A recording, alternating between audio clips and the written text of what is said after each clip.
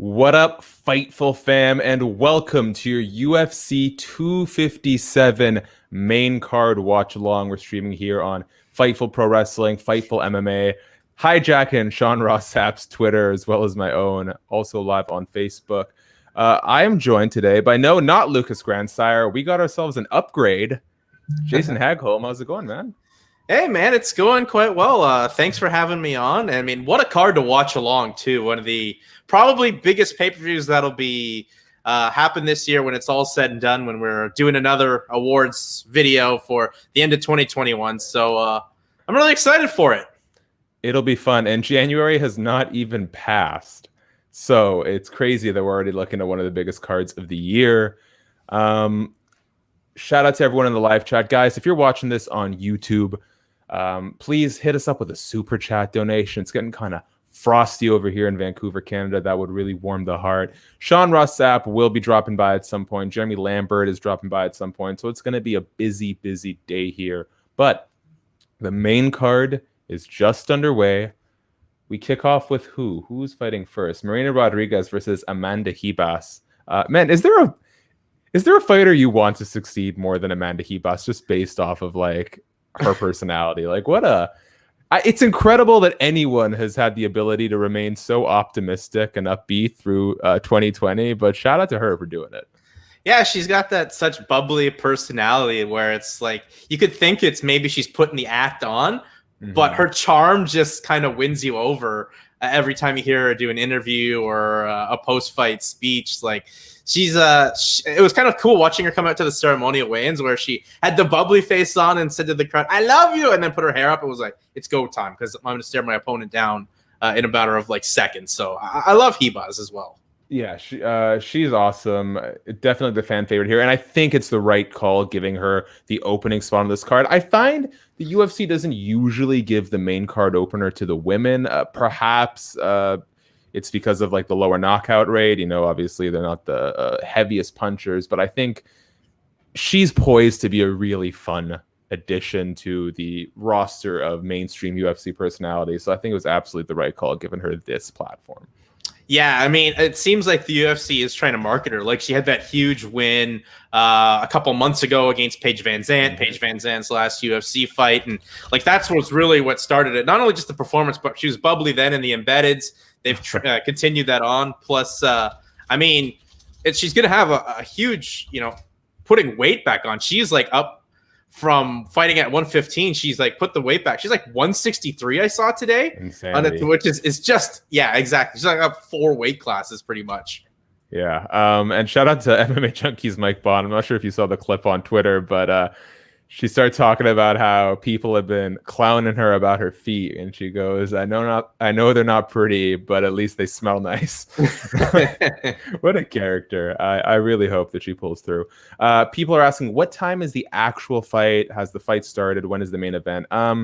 Okay, Lucas had this answer for me. Do you know how, when the UFC is scheduling and estimating their main card fights, what sort of time slot they predict each fight's going to start at?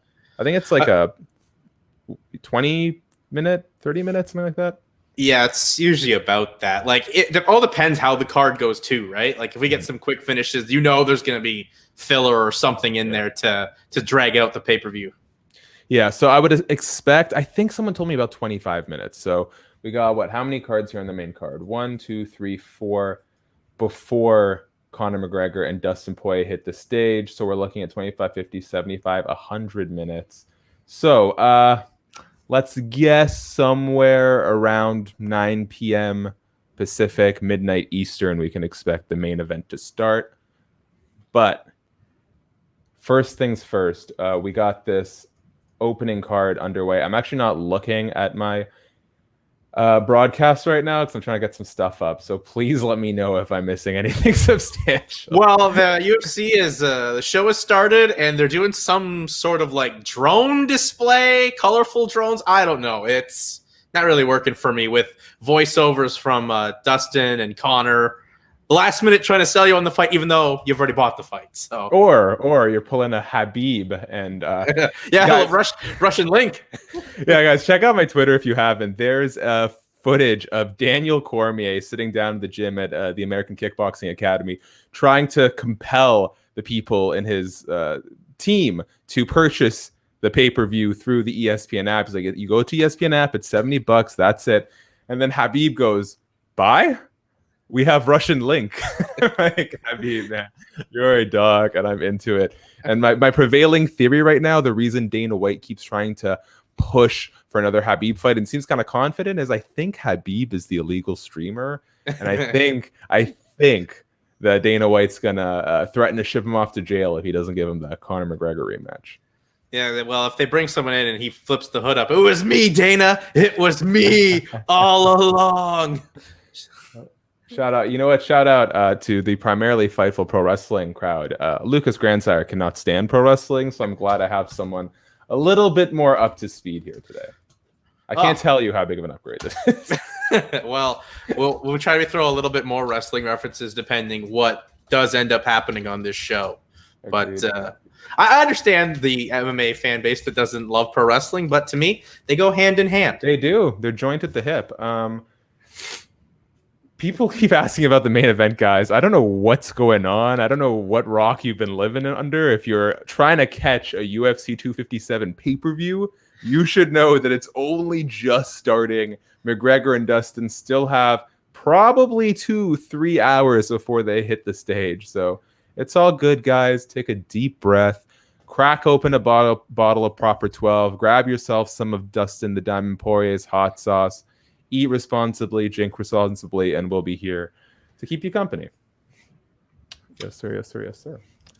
That we will. Can you give me your predict? Let's go. We'll review them throughout the card, but why don't you give me your predictions top down?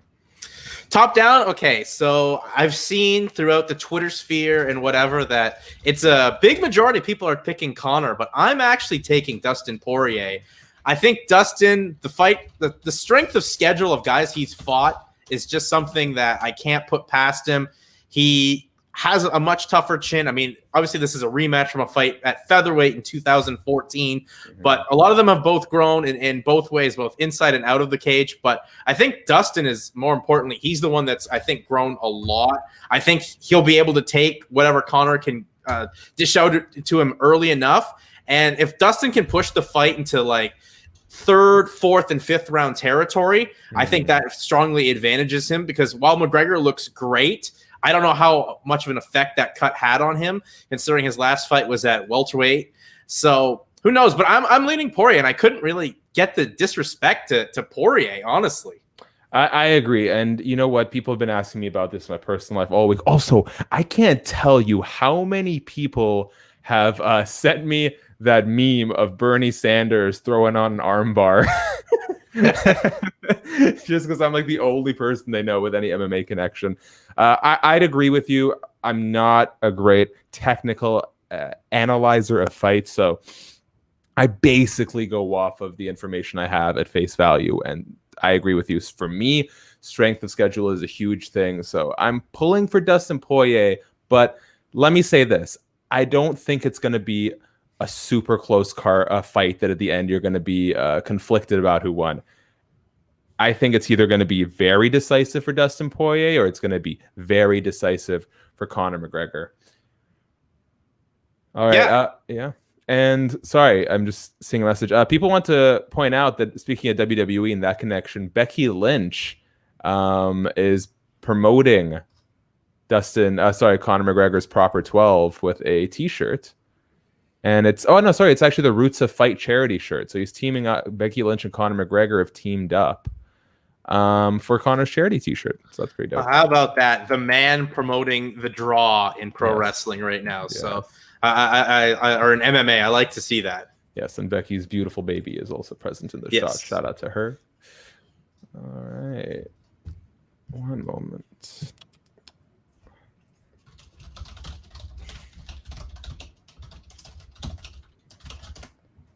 Okay, cool. No more distractions for at least like the next 10 minutes or so. Here we go, guys. Okay, so we talked about the main event. Co-main, who do you got? Co-main. So this one's interesting to me. Dan Hooker is Dan Hooker's a very durable guy. Mm-hmm. But I feel that Michael Chandler has to win this fight. There's a lot of like, sure, he's the third Bellator lightweight champion to come into the UFC. Eddie Alvarez had successful run in the UFC, being a former lightweight champion in the UFC. But Will Brooks is the other that flamed out.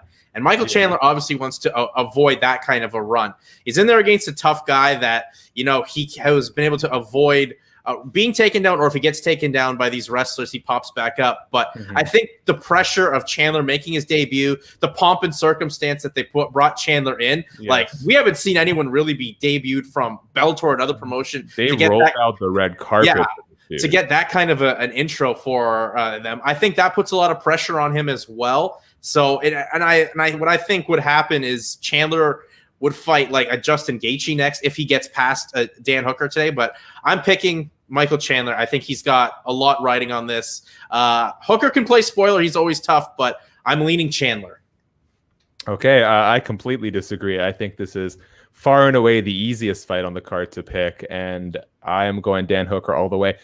Again, the logic here is statistics and information have at face value. And for me, if you look historically at champions from other organizations making their debut in the UFC, there's sort of a recalibration period that's kind of needed. Eddie Alvarez lost to Donald Cerrone before he became champ.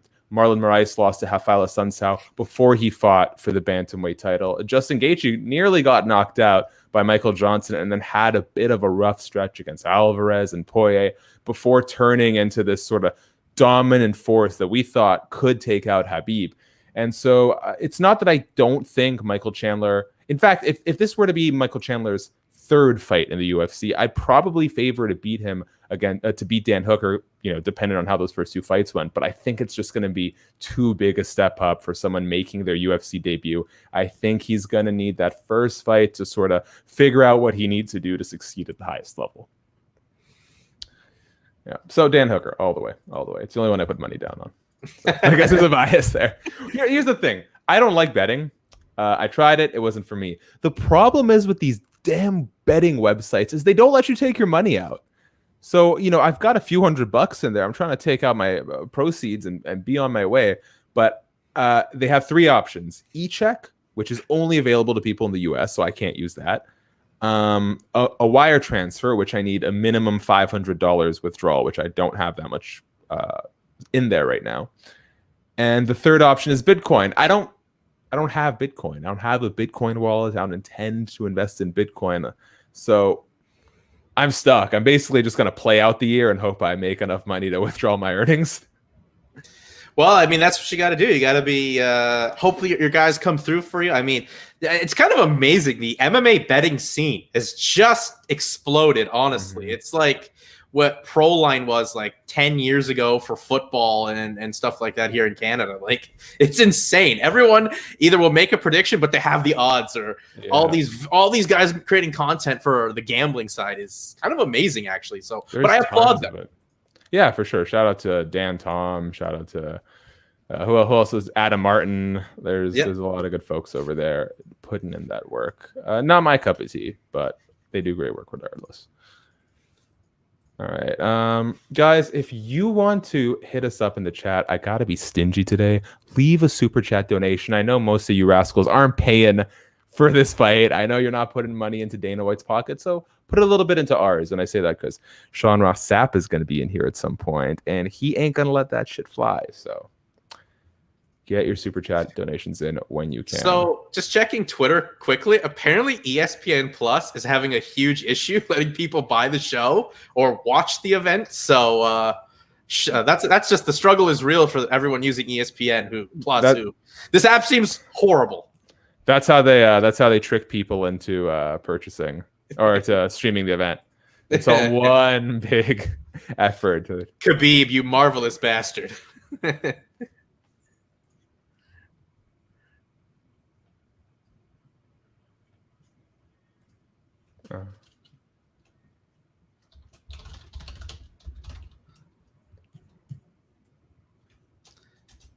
This is a pretty lengthy promo video for the opening bout of Marina Rodriguez. I mean, I appreciate what they're doing for these girls, but I don't think it needs to be this long.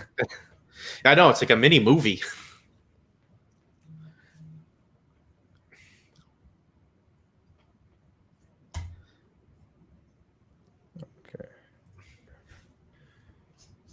What's going on in the chat? Yeah, I'm being told. I'll give this one a quick shout out. You need a better bookie. Yeah, a lesson learned. Do not go with xbet.ag. Xbet, F you. Not a fan. Not a fan whatsoever. All right, just gotta do a little tweak here. I wish I could like exclusively dedicate my attention to this, and it will be easier for the majority of the main card, but unfortunately in these transition periods I do still have to work as an MMA editor, so yeah, things come up.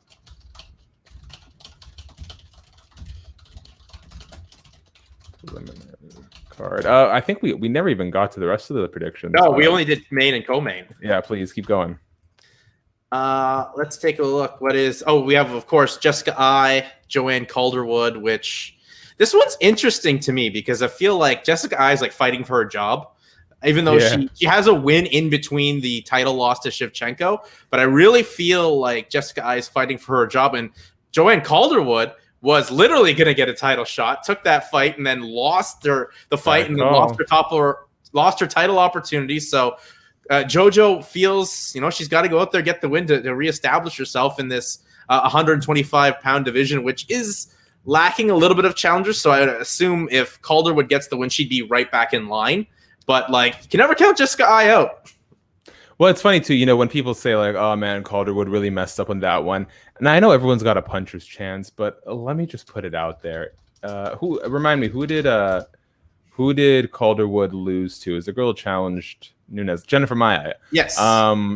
Listen, if you can't beat Jennifer Maia, you probably weren't going to beat Amanda Nunes. So no, if anything, I just feel like it's sort of. I know. I mean, fast tracked you to the ultimate result. Exactly. And I mean, it just shows just how far ahead Shevchenko is from everyone at that weight class, right? So. Oh yeah, Shevchenko. Sorry, not Amanda Nunes. My bad.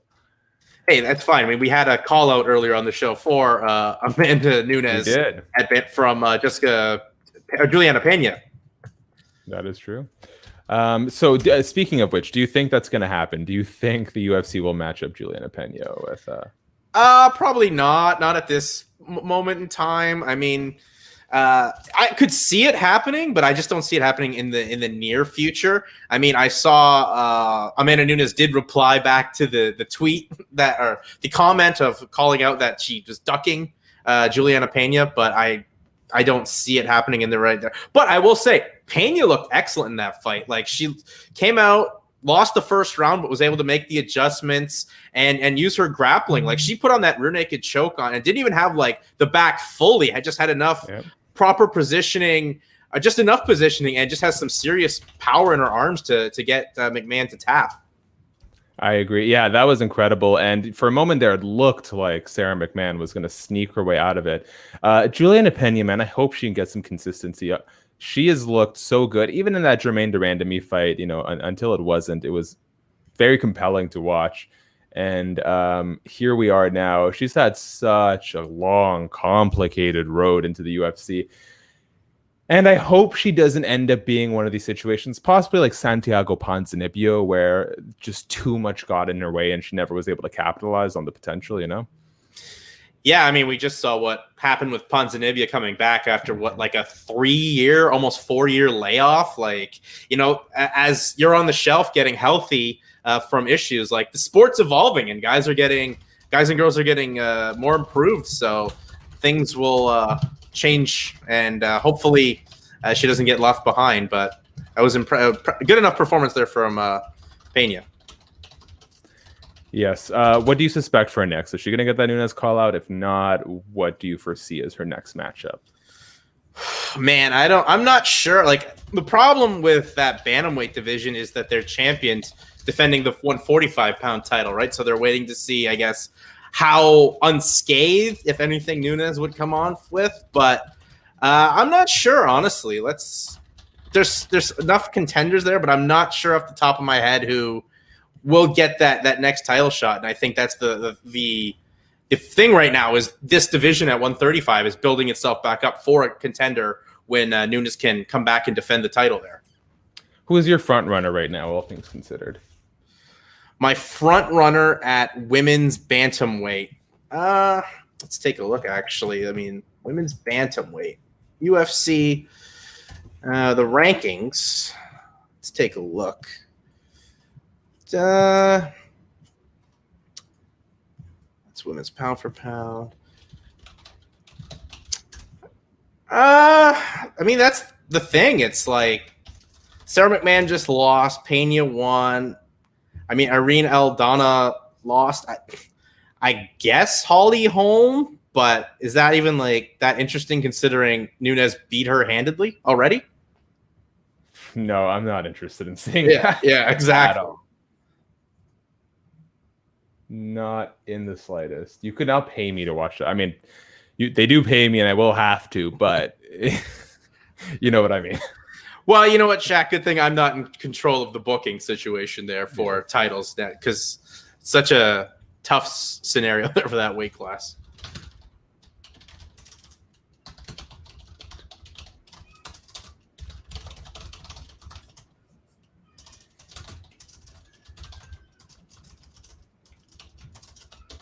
All right, there we go. Okay, where are we at? I'm off the screen again.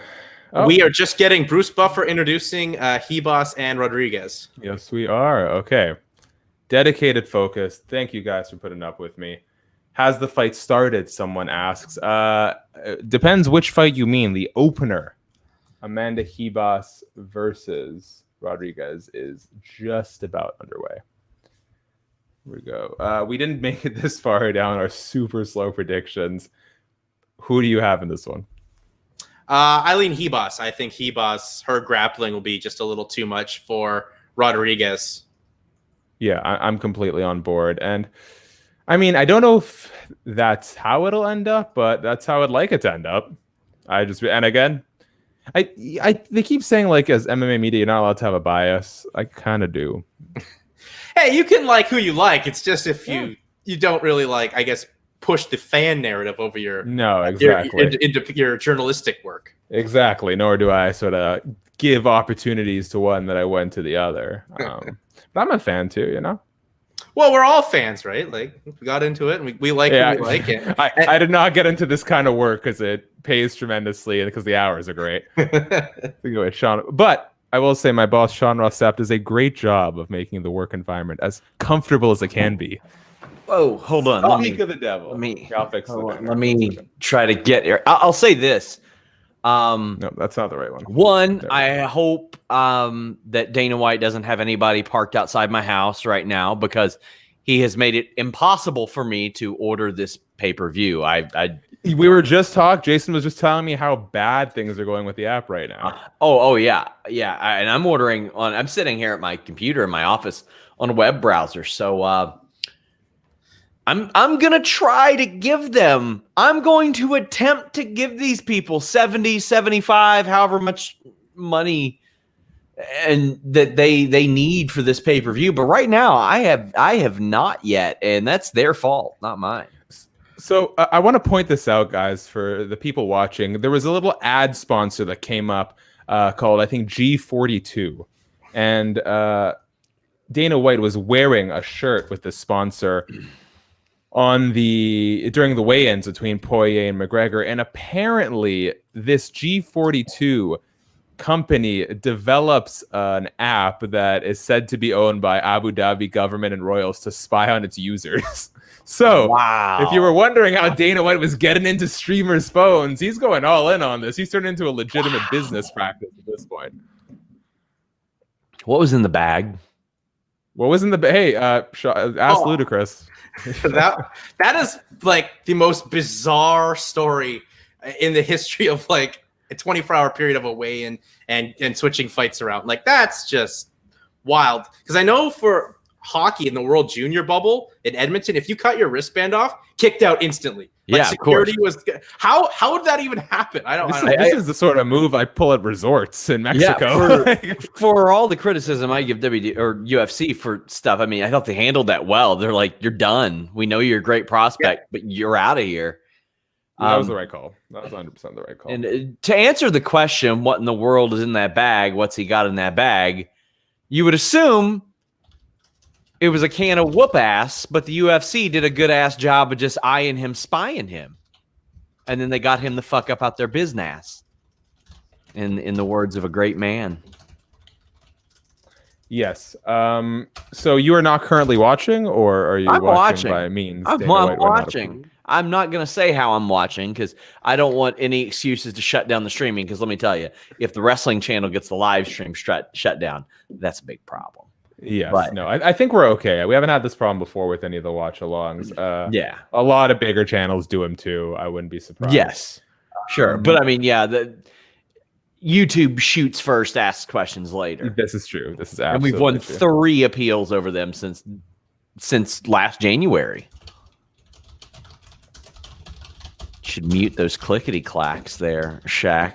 Yeah, I'm sure that's just pleasing to the ears of it's like ASMR here. Yeah, exactly. Oh man. Oh, the can opener on the opened up the guard on her. Not going to be that effective when she doesn't Sean, have. There's a conversation that's been going on around social media. I like your opinion on it. What do you think about Amanda Hebos's feet? Her feet. Yes. Okay. You know how weird these MMA fans can get. Is there something that I should know about her feet? No, MMA fans just have a weird obsession. And listen, I'm not here to kink shame. Like what you like, but like MMA fans in particular seem to have an obsession with women's feet. Man, you know, she had a great line. I know so many women that are like in wrestling and get such weird stuff that it's not that crazy to me that this happens. Like, quite frankly, I have a friend who is a popular Twitch streamer, and she was asked today publicly if she would send videos of her farting to a guy. Yeah, that sounds about right. And I was like, gee, like, it's funny. It's very funny, but also I feel terrible for her that she's subjected to that type of thing.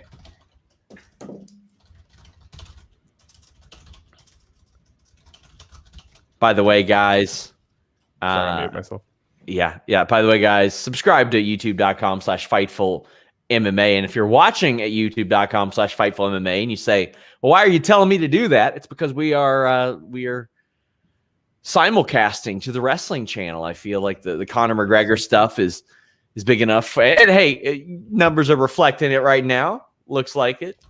Yes, I'll be in and out through the night, but you will be in and out through the night. Yes. Hopefully with a legal, honest to God stream that won't have me surveilled by the UFC. I'm just going to put this out there. There's basically nothing that anyone can legally do against the ones who are watching the stream. Nothing. The people that go after are the ones broadcasting the streams. Yes. And even then, people almost never actually get sent to prison over it. And Dana White has been in a long-standing war with stuff like that. I remember back in the Justin.tv days when he would go at them specifically by name. And I'm like, man, you're naming them. You're giving people the website. But admittedly, in my younger days, I would go to some destinations and I would pull up and I would see big FBI logos slapped on the site, on the channelsurfing.nets and stuff. And I was like, oh, this is a joke. That didn't happen. Oh, it definitely happened. But it's not the people watching it, as you mentioned, that they get in trouble for such a thing. Jason, I'd like to assume at least one of us is actually watching this fight. Who do you think took the first round? That was Amanda Hebos first round. Oh, yeah, as I was mentioning before, you asked me about her feet, Shaq. You don't see a lot of can openers in MMA today, but then again, you don't see a whole lot of closed guards that would facilitate a can opener.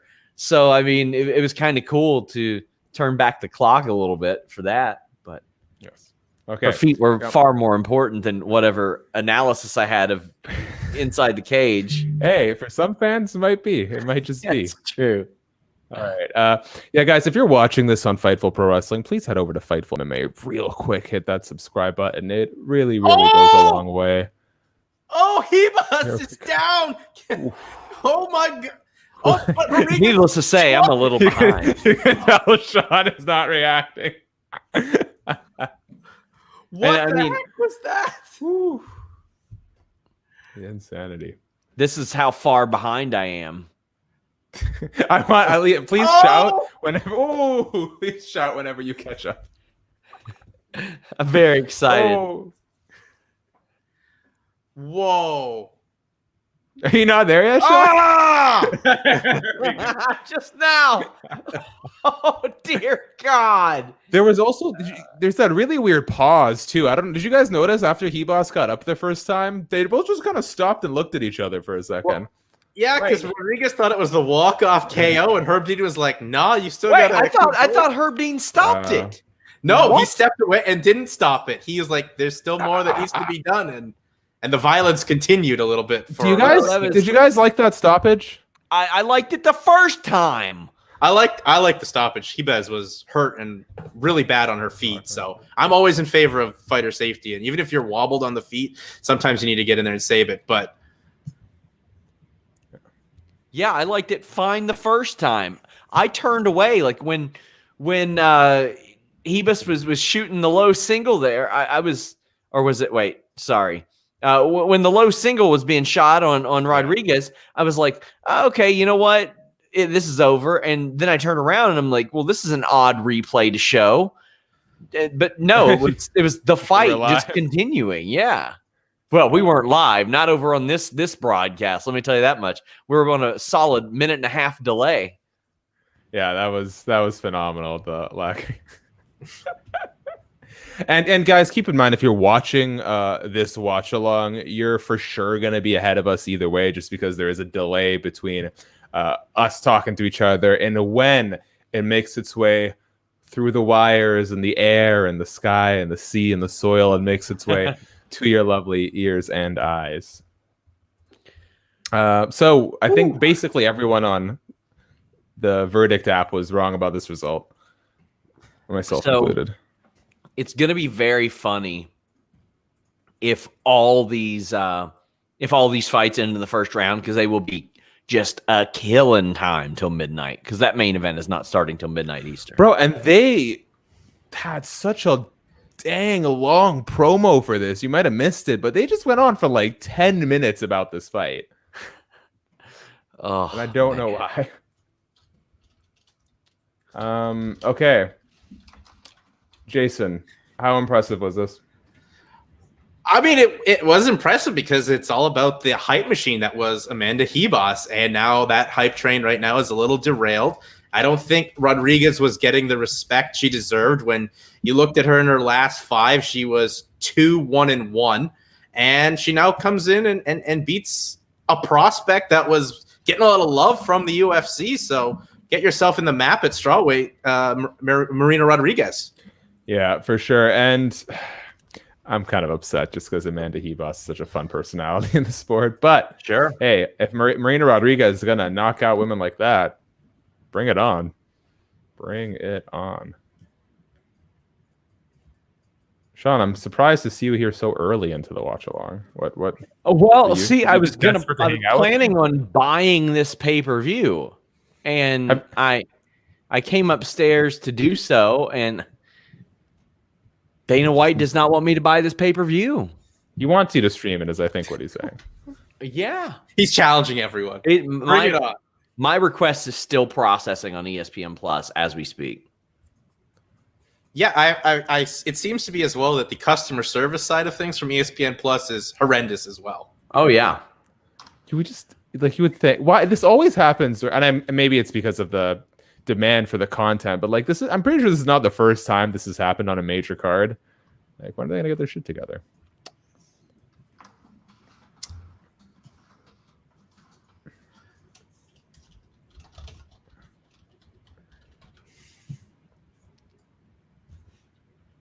Sean, who do you have for the main event?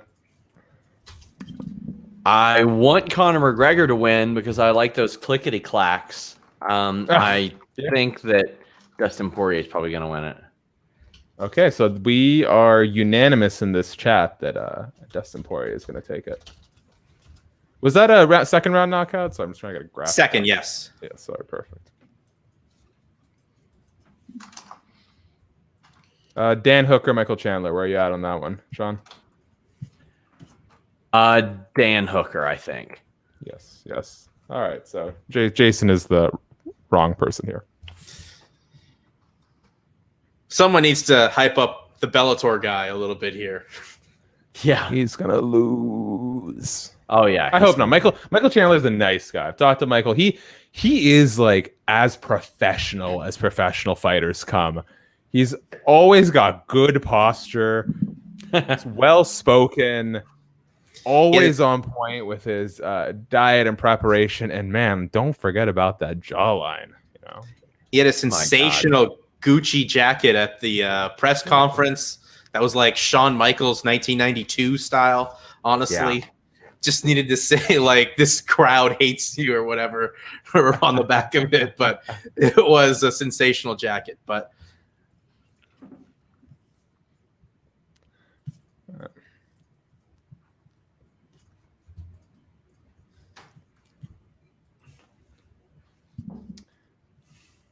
Sean, for complaining about dead air on the Christmas live stream, you're not doing a whole lot to fill it up right now. Yeah, almost like I'm not the host of this thing, right? It's Bro, pretty do you wild. want me to get do you want these results graphics up or not, Sean?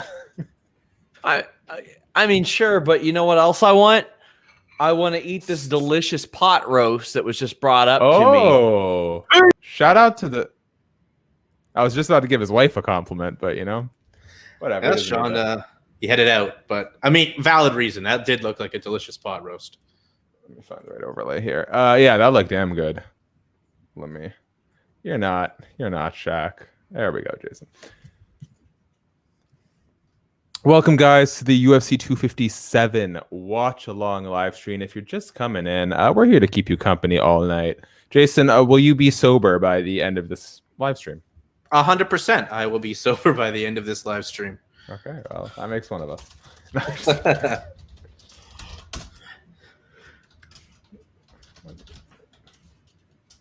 Okay, Marina Rodriguez. Come on, Marina Rodriguez, where are you?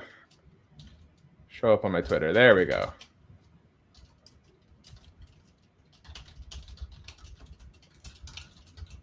Do you think Herb Dean should have stepped in that first time? Where were you at? Well, how Hebos went down the first time was kind of like she was out, but then the punches came in. But It woke her back up. Yeah, kind of woke her back up. I didn't think maybe the first time was there, but like the stoppage on the feet, I know a lot of people don't like that, but when you're like punch drunk, you got to step in there. Like her eyes were glazed over. Like so, I'm okay with it the second time, but I've seen some people tweeting that. Rodriguez had not one but two finishes. Does she get two bonuses tonight? So, yes, I agree with you. Quick shout out to the live chat. So we have people asking. We're live streaming on Facebook, YouTube, two different YouTube channels: Fightful MMA and Fightful Pro Wrestling. Sean Rossap's Twitter, my Twitter, and on Facebook. So if you're trying to conglomerate, if you feel like the live chat that you're in is not all too active, maybe you're on Facebook or on my personal Twitter, head over to youtube.com/Fightful Pro Wrestling. There you're going to get a way busier live chat if you guys want to hang out. Who we got tonight? We've been over it a few times now. Jason and I both agree that Dustin Poirier is the favorite here, or at least should be, based on activity primarily. But hey, man, I will not. Would you be surprised? Would you be surprised if Conor McGregor won this? Oh, not at all. Like I said this on my podcast with the Bellator bantamweight Josh Hill. Like if the hoopla that always surrounds Conor McGregor wasn't there, I think the MMA community would really respect Conor McGregor more as the martial artist, and his striking is some of the best that we've really seen. Like I still go back to that domination of Eddie Alvarez back at UFC 205. Like that was one of the best performances we'd ever seen by someone in a title fight up until, or in the octagon as a whole, up until I guess last weekend's Max Holloway performance. But still, like it wouldn't shock me at all if Conor won this fight. Like Conor's got maybe a mental edge as well from winning the first one, and he is a really talented mixed martial artist.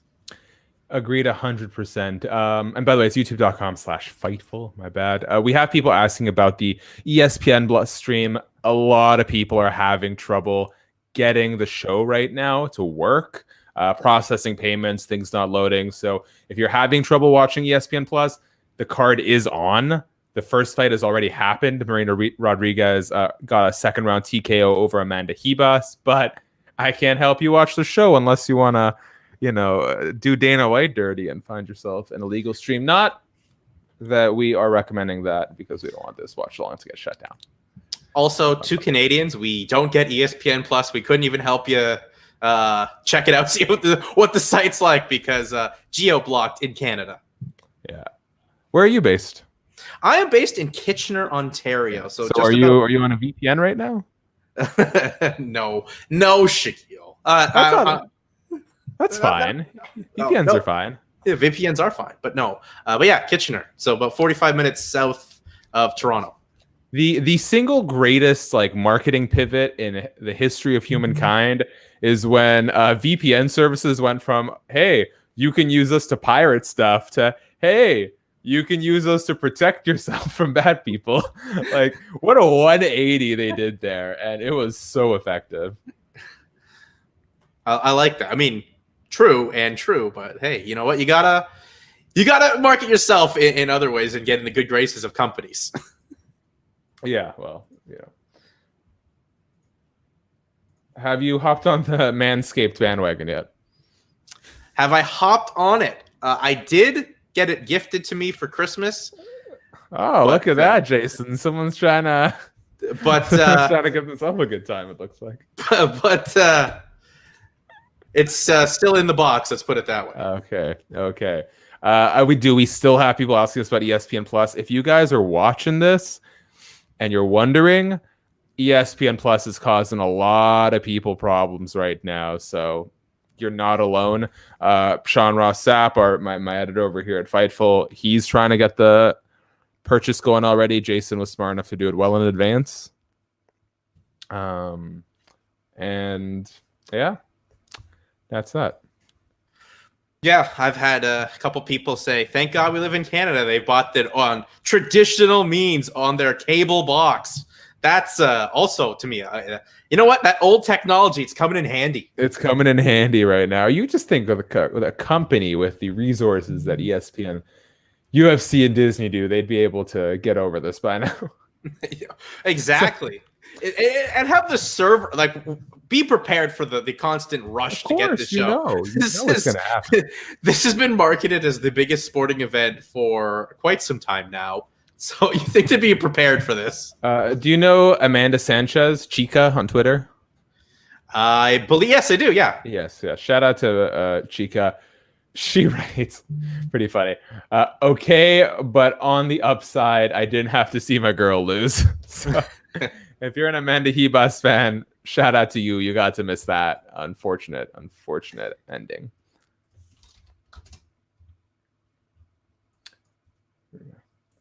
All right, Jason, I'm going to go grab myself some sort of caffeinated beverage before I pass out. Fair enough. We are getting our promo package here for the El Dirte, Andrew Sanchez, and Mahmoud Muradov. Yeah, so I'm gonna remove myself. I'm gonna put a one shot on you, and I'll be back in 5 minutes. Keep the people entertained. I will have to entertain the people here, as this is a big fight here. I mean, Andrew Sanchez gets in this fight. Andrew Sanchez and Mahmoud Muradov found out that they were being bumped up due to the whole nonsense with Atman Azatar. That fight getting pulled, and then who was it on this card as well? The name escapes me right now. That fell through. Nazrat Haxkaret, who had the weight cut issue, so they made the Frivola fight happen. But this fight gets bumped up here to the main card, and we shall see. Shaq and I, we were talking off air about, this is a big opportunity for two guys that you'd think that maybe they'll get a little bit more motivated with some more eyeballs on them. They're going to get the bonus pot roast. I showed up here because Shaq is slacking. Yeah, he had to go get caffeinated right now, Sean. As we all do. They don't pay me, so I'm not going to promote them that much. If the numbers get up high enough, I'm going to do a nice ad read later, though. But yeah, these guys were kind of just thrust into a pretty great position, all things considered, because this is going to be one of those rare instances where there's probably going to be a lot more people watching the main card than there are the prelims, which usually because of the exposure of the prelims, it's the opposite. But I mean, it's a good problem for them to have for these two guys. Yeah, exactly. It's a great opportunity. I mean, Sanchez had a great showing his last time out in the UFC, where he had a pretty big knockout. I mean, showing the mullet power, like the mullet. What a year the mullet had in MMA in 2020 with Sanchez, Tanner Boser, Aaron Jeffrey on the regional scene. So, I mean, actually, one of my main training partners he's been rocking a mullet for the last few years. He's doing really great, good as a pro now, too. But I remember when it was like Miguel Torres and Joe Timangla, and that was it. Like them. And then, like, they were fashionably early to it. I think, and of course, Roy Nelson, but let's be real. Oh, Shak is back. But I think sorry, I ditched my job. I won't be here long, but here you go. There you go. I'll do that for you too. But anyway, also, you know what? I respect the semi-formal sweater. I'm there for you. It's got the collar, but it's not like I admire that. I'm going with the vintage. So did Hannah send you that? Yes, she did. She found out that's beautiful. Yeah, she found out I like vintage sweaters and got me this in a 1990 Reds one. But I think the mullet is going to go away very soon in MMA again, because it's not ironically so many people have them that it's like Is someone walking out with a mullet right now? It's also El Dirte, Andrew Sanchez. Dude, Andrew Sanchez is a cool guy if you've never met him in person. But it's also he's a crazy man, but he's very nice. But it's also like everyone was in lockdown, so you can do whatever you want. People are just messing with hairstyles for the sake of entertaining themselves. Like I said, Aaron Jeffrey, who's just won his last fight in the LFA. He said he was bored, so he asked his girlfriend to cut him a mullet, and she's like, doesn't really like it, but he loves it, and he's been 2-0 in 2020 since that. So he can't cut the hair now. So there's a photo of myself and Brian Pillman Jr. in 2017, right before he started to train. He was at NXT. He was talking with, I want to say maybe Regal or somebody, but it's right as I started to grow my hair for a thing that I was doing, and right before he started to grow his mullet. And he told me he was going to grow a mullet, and I was like, that's dumb. No, it wasn't. That man had a vision for his mullet, and now he's got superstar hair. He looks like a megastar with a mullet. And this person saying, where can I buy the fight? How do I buy the fight? Buddy, I wish I knew the answer to that. ESPN Plus won't let me. It won't let me either, man. Guys. By the time this fight starts, Andrew Sanchez will already have a haircut. Like, my whole conversation will be pointless. Yeah. We're gonna have to kick Jason off for the main card, for the main event, or else we're all gonna have the results spoiled for us. Man, he sits there quietly hoping he can just pause his stream for like 1 full minute. Actually, that is. Can you pause? Like, how are you? You're not on ESPN Plus. We don't have it in Canada, right? Are you able to pause your? Yes, player? You are able to pause, but I think we said it was like a 10-second difference. Well, we might need you to pause it, buddy. A little more than that. Well, on Sean's side. On Sean's side, Jesus. All right, Sean. I want you to tell us when the fight officially begins. Okay. I mean, right now it's tail of the tape for me. Yeah, us too. Me too. Jason? Why don't you? It is El Dirte getting introduced by. Oh my god. Oh my god. This is where I am on that one. We got a little private chat function over here. I mean, I feel really scummy, like even doing that, because I just hate it. I mean, we are a paywall site for a lot of places, and I don't want people pirating our shit, but I don't want to pirate their stuff either. I don't want to. I'm trying to buy it. That's my mentality too. It's like, if you want to be in this industry and you want people to pay for your stuff, you should pay for their content and everything like that. But if your fucking website's not going to work and kick people out, you're just leaving people to the second end results. Marina Rodriguez was a plus 270, at least on 5 dimes. What betting odds do you all prefer to use? Like which website or what model? Yeah, do you have a preference? I can tell whichever you. one's paying us. Yeah, I can tell you the only one I use is XBet, and I hate it because they make it impossible to take your money out. Yeah. And whenever I can withdraw my earnings, that will be the end of my betting days. I didn't even. Okay, let's see. I just like watching fights too much to bet on them because it kind of takes away a little bit of the impartialness for me.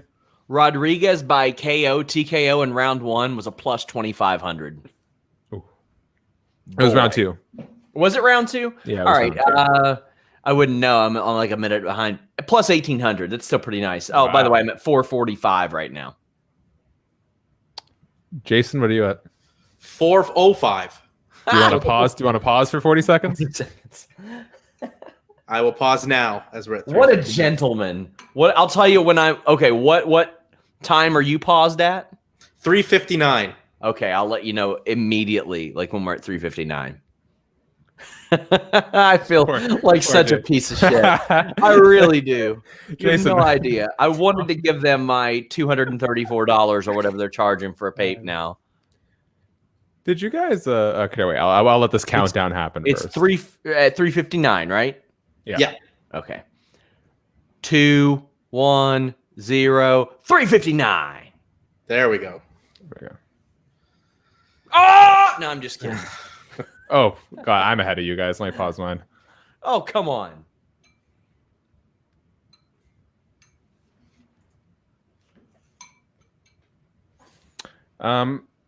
Andrew Sanchez never looks like he's going to win a fight. Even when he wins a fight, the process to that victory constantly looks like defeat.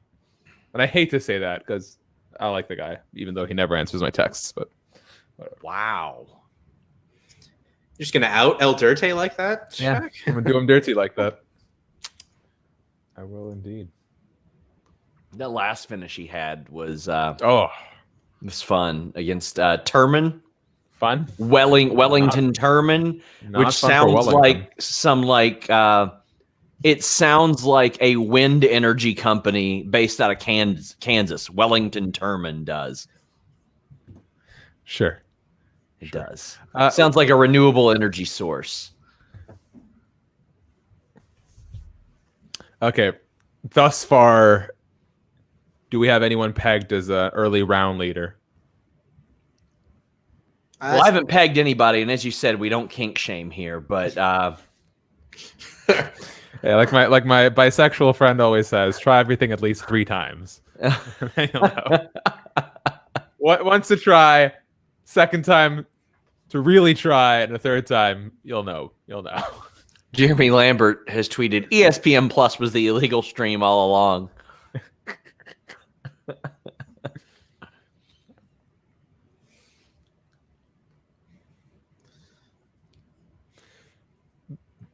I need everyone on the live chat to send prayers my way because my friend's newish girlfriend, is trying to convince him to get a mullet, and we're all trying to, you know, sometimes when your friend starts dating someone, you know that they kind of take a big chunk of their time, and you put a little bit too much trust in them. Maybe sweet girl, but she's wrong about the mullet. She's deathly wrong about the mullet. And she's encouraging this. Oh, she's insisting that mullets are hot. Interesting. Which confuses me because she has great taste in my friend, yet she has horrible taste in hair. So.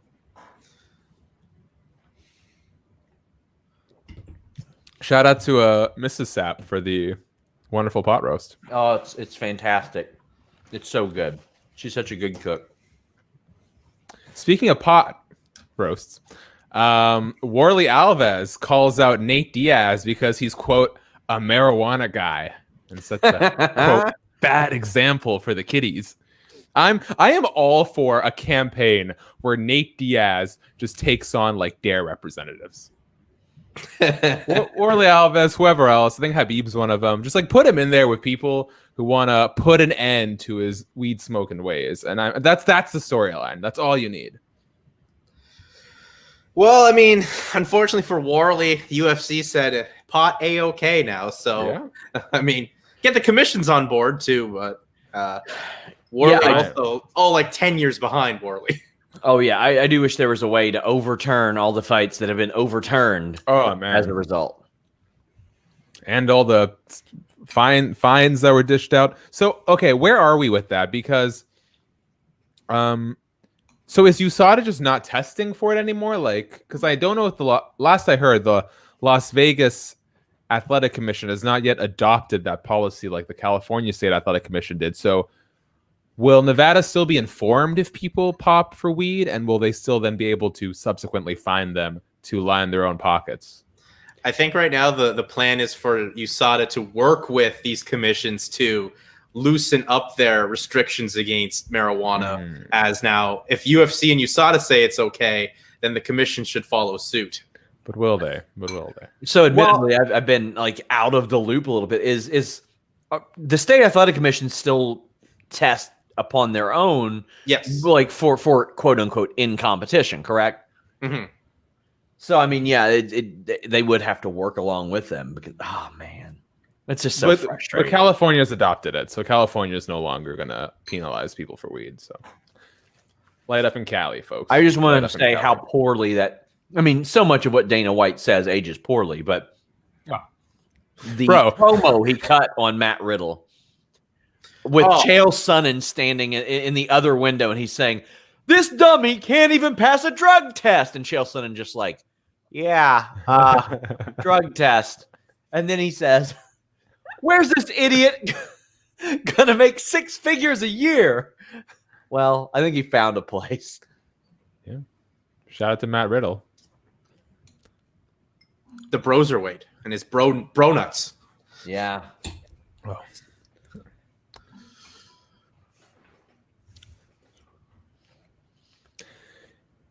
He's facing better MMA competition in the WWE than he did.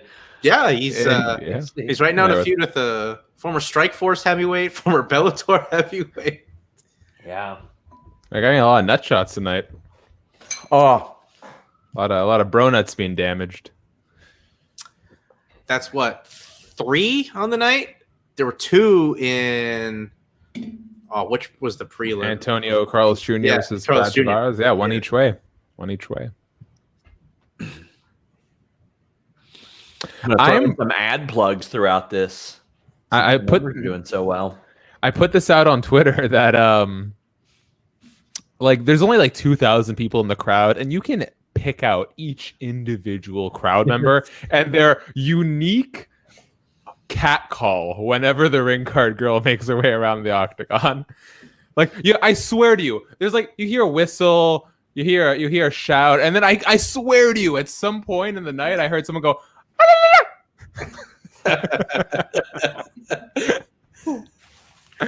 like, wow, man, people have been lonely in quarantine. This is the first woman they've been within 100 feet of. Oh, jeez.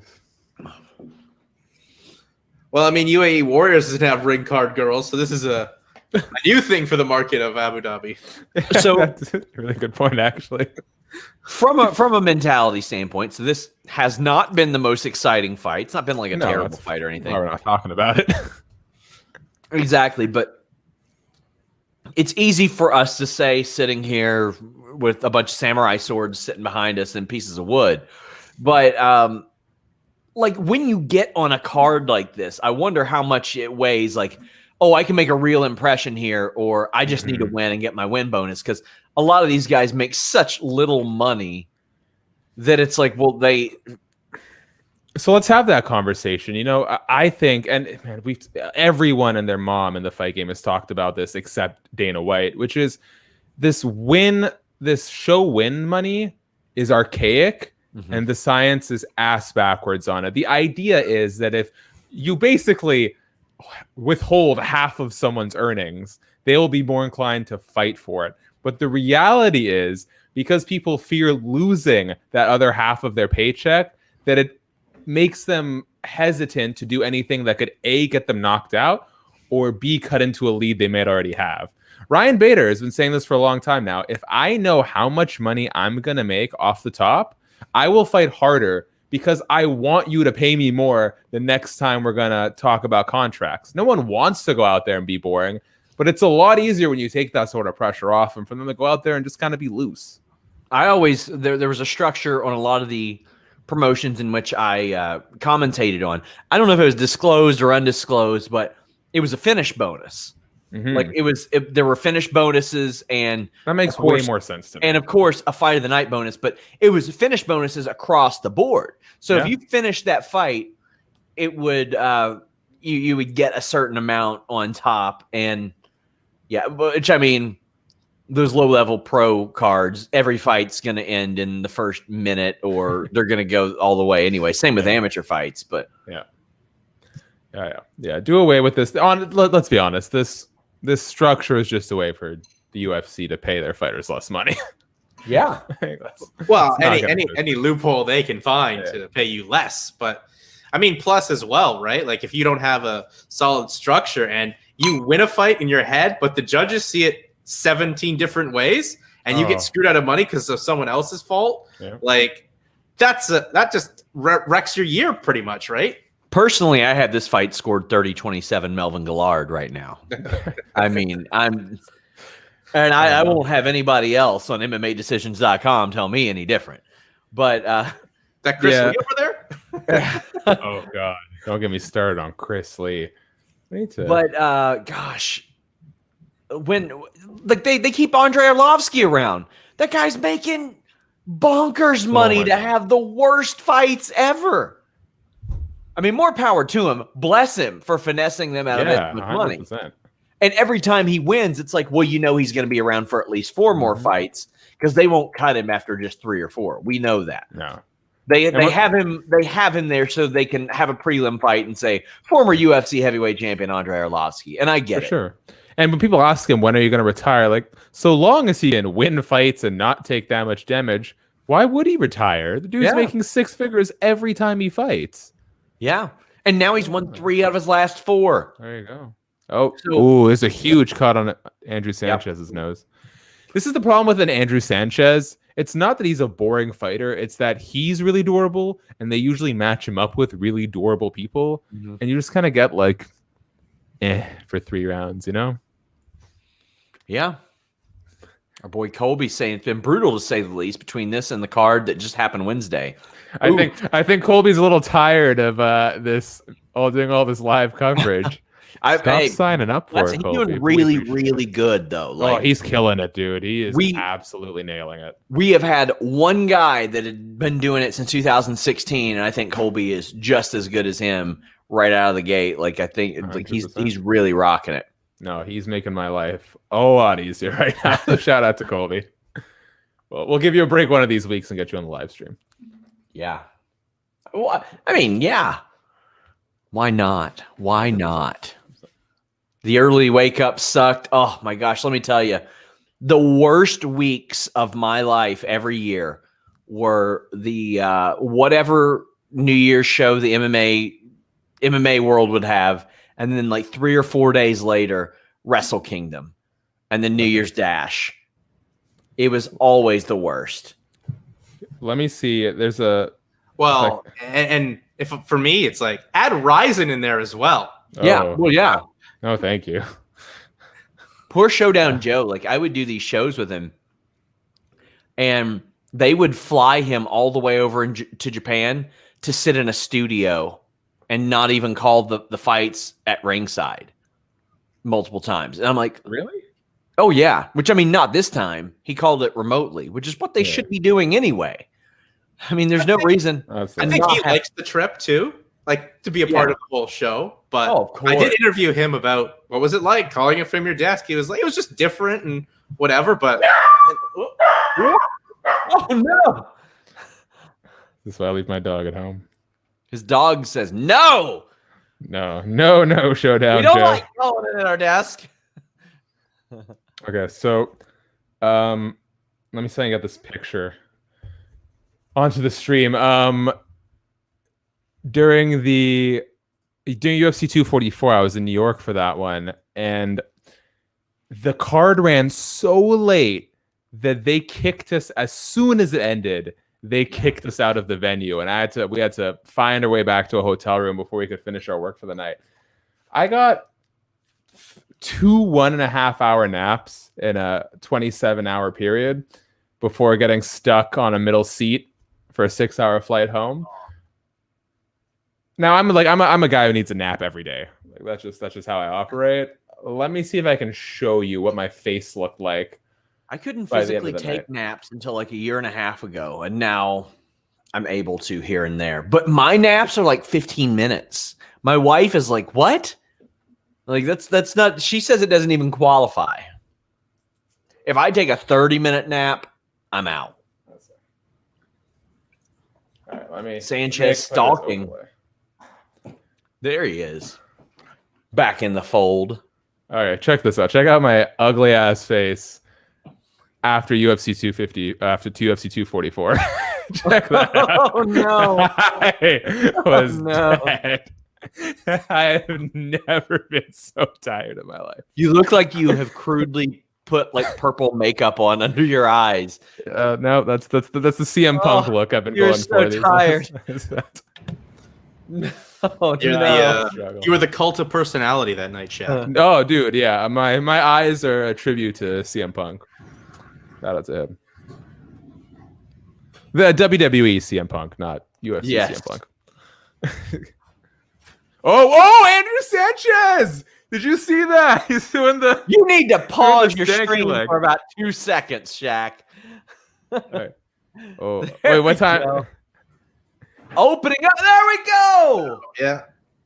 Oh, great! I paused it, and now it's not opening again. Well, yeah, he did this. Sanchez did the stanky leg, and fantastic stuff. That was beautiful. I mean, I didn't like everything that led up to it, but that finish on its own was incredible. That was a great finish. I love a good finish when somebody gets backed up to the cage and somebody just covers up, and instead of somebody shooting the double up against the cage or the cage clinch, you just unload on them. I love it. I love the stanky leg. Man, what a rough go, though, for those TriStar guys. First, Eric Spicely last Friday at UAE Warriors gets put flat out, and then was highlighted. That knockout was highlighted on Looking for a Fight on YouTube. And then now Sanchez gets knocked out pretty decisively. Rough go for TriStar in Abu Dhabi. Yeah. What do we think about that stoppage? I always like to ask. That's a good stoppage. Yeah, I'm okay with that stoppage. I mean, you could say a little early, but I mean, it's like what was going to happen? I mean, I know we don't operate on hypotheticals here, but you have to a slight degree when making that judgment call. Yeah, well, I want to see the replay one more time just to see how many of those punches against the fence were bouncing off the arms versus going landing on the head, because there is a case we made sometimes about the shot that stunned him being more of an equilibrium issue than an actual fight-ending punch. But, I'm not going to take that win away from him. It was a good win. I mean, plus as well, the referee was Jason Herzog. He knows when to stop a fight. Yeah. So I never doubt Jason Herzog's ability. So you're doubting mine is what you're saying. Doubting yours. Other time I'm doubting. Well, it was really nice having Jason here. But no, I think we need to Rude. My God. I'm soaking up the power that Sean Ross. It's a problem. Addicting. It's addicting. It's a problem. I think you're a little full of yourself, and you don't want to be full of yourself, Shaq. What you want to be full of is protein, thanks to our friends at magicspoon.com/Fightful.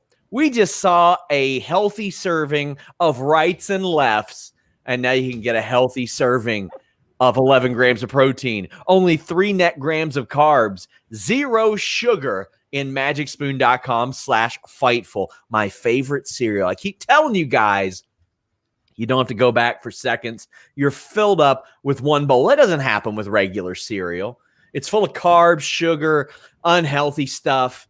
and you just never get full off of it. You eat like half the family size box. Not here. Now I know these Canadians that are here, they got some limitations on the sugar anyway. So I mean, they're in a little bit better shape. But in America, it's a free-for-all. It's psychotic, the type of stuff they put in cereal. Not Magic Spoon. And right now, you can get a variety pack. A lot of people have been saying, Sean, I want to make my own variety pack. Well, now you can. Cocoa, fruity, frosted, blueberry. And now they've got peanut butter and they have cinnamon. And those are two of my favorite flavors of cereal. You can add those to your variety box as well. It's keto-friendly, gluten-free, grain-free, soy-free, low-carb, and GMO-free. When you use that code FIGHTFUL at magicspoon.com/FIGHTFUL, you save $5 off your order. One of our mods ordered it this week and was telling me how much she loved it. And they are so confident in their product. It's backed with the 100% happiness guarantee. So if you don't like it, they'll refund your money, no questions asked. magicspoon.com/FIGHTFUL and use the code FIGHTFUL to save $5. I love Magic Spoon. And hey, chances are you're going to save $70 tonight not being able to stream this show. Yeah. So consider it a investment worth your while. Yes, exactly. I mean, legitimately, one of the things I love about Magic Spoon is regular box of cereal. I go through it in 2-3 days here. Magic Spoon, it lasts significantly longer. Big fan of magicspoon.com. Of course, we thank them for sponsoring us. And I'm just going to say, that was a hell of a read, Sean. Honestly, What I do, man. This is what he does. That's What I do. We that's have up more. That's We have one of the best reads I've ever heard, actually. we had, and that was nowhere near my That was best. nowhere near his best. But we have more ad slots than shows this month, which is a good problem to have. It's a very good problem. Good thing to we have. added this live stream to the lineup. Oh yeah. There- When I saw the numbers, I was like, you know what? I can get a good ad read in here. I could probably do another one later. There's a good chance you guys hear about some more vulgar stuff near the McGregor podcast. But hey, you know what? We've got a cereal sponsor right now. We've got a bed sponsor, hydration drink, which I love because I had been drinking a hydration drink before bed every night, so I don't wake up parched. It's a good business to be in. Good business. And I mean, all the ads, all the sponsors go well together, right? Yeah, pretty well. Get your energy up with a nice breakfast. I make mean, your way to the comfy bed. Pop what you got to pop, and then hydrate after the fact. Hydrate after the fact. When you wake up the next morning, you have yourself some Magic Spoon. Oh, by the way, shave your pubes using manscaped.com. Yes, Jason. We were just talking about how Jason was gifted a box, but still hasn't used it. Well, as I look, I still owe them a read this month. So you guys are getting a read about this read. Jason, I'll warn you right now. This read is going to be so convincing that you might just have to pull out that Manscaped out of its box mid-episode. But she won't want you to pull out after she sees what you're working with. Thanks to manscaped.com. Is that the read? That's a free one for you, Manscaped. Well, this stream, we don't want it to turn into Twitter After Dark or anything like that. So why not? Why not?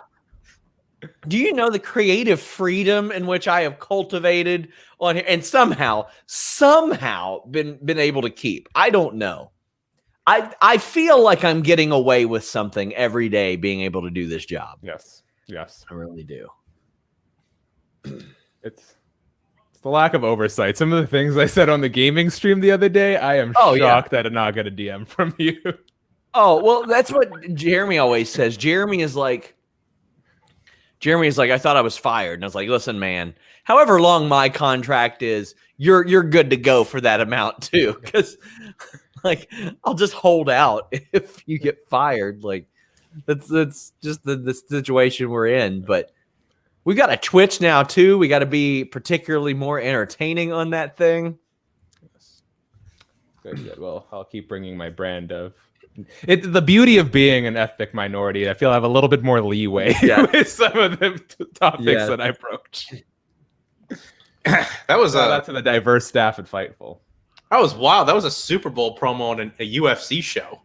Yeah. Here we are. Wait. I got a great. You guys will love this. Okay, someone's asking what fight is on. We're just about to move on to Jessica I versus Joanne Calderwood. Talk about snoozers, and then we will have the real meat of this card, the main co-main.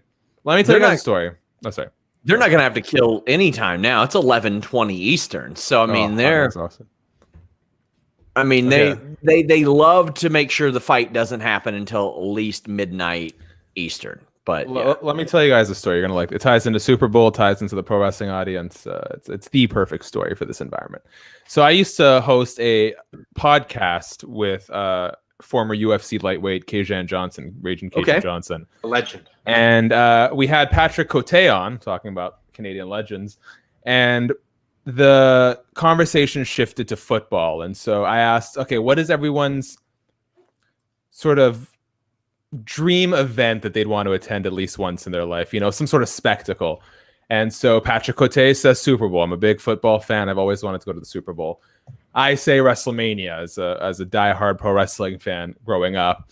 Kajan looks me in the eyes and says, well, because he's part black, part indigenous. He says, in my tribe, sorry, I'm butchering the terms here, but he says, in my tribe, there is a ceremony that you can do that I've always wanted to do, where you have your hand nailed to a tree for 3 days and nights without food or water. Okay. Talk about a conversation ender. What? No cereal. No magic spoon. No magic spoon. No pubes just growing all willy-nilly. No manscaped. Parched. You don't get to drink any hydrant. You're malnourished. You don't get that gainful. Kajan is a crazy guy. Just limp dick. No, not a blue chew in sight for 3 days. Only wood is the one your hand is nailed to. So, can you sleep?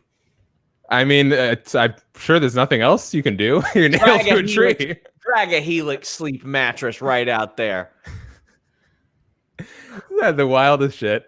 You're talking about the Super Bowl and WrestleMania, and he's like, there's a spiritual experience. I'm like, bro, go on an ayahuasca trip if you want a spiritual experience. Yeah, that sounds terrible. Okay, one time before a show, he's like, hey, I've got a business idea I want to run by you.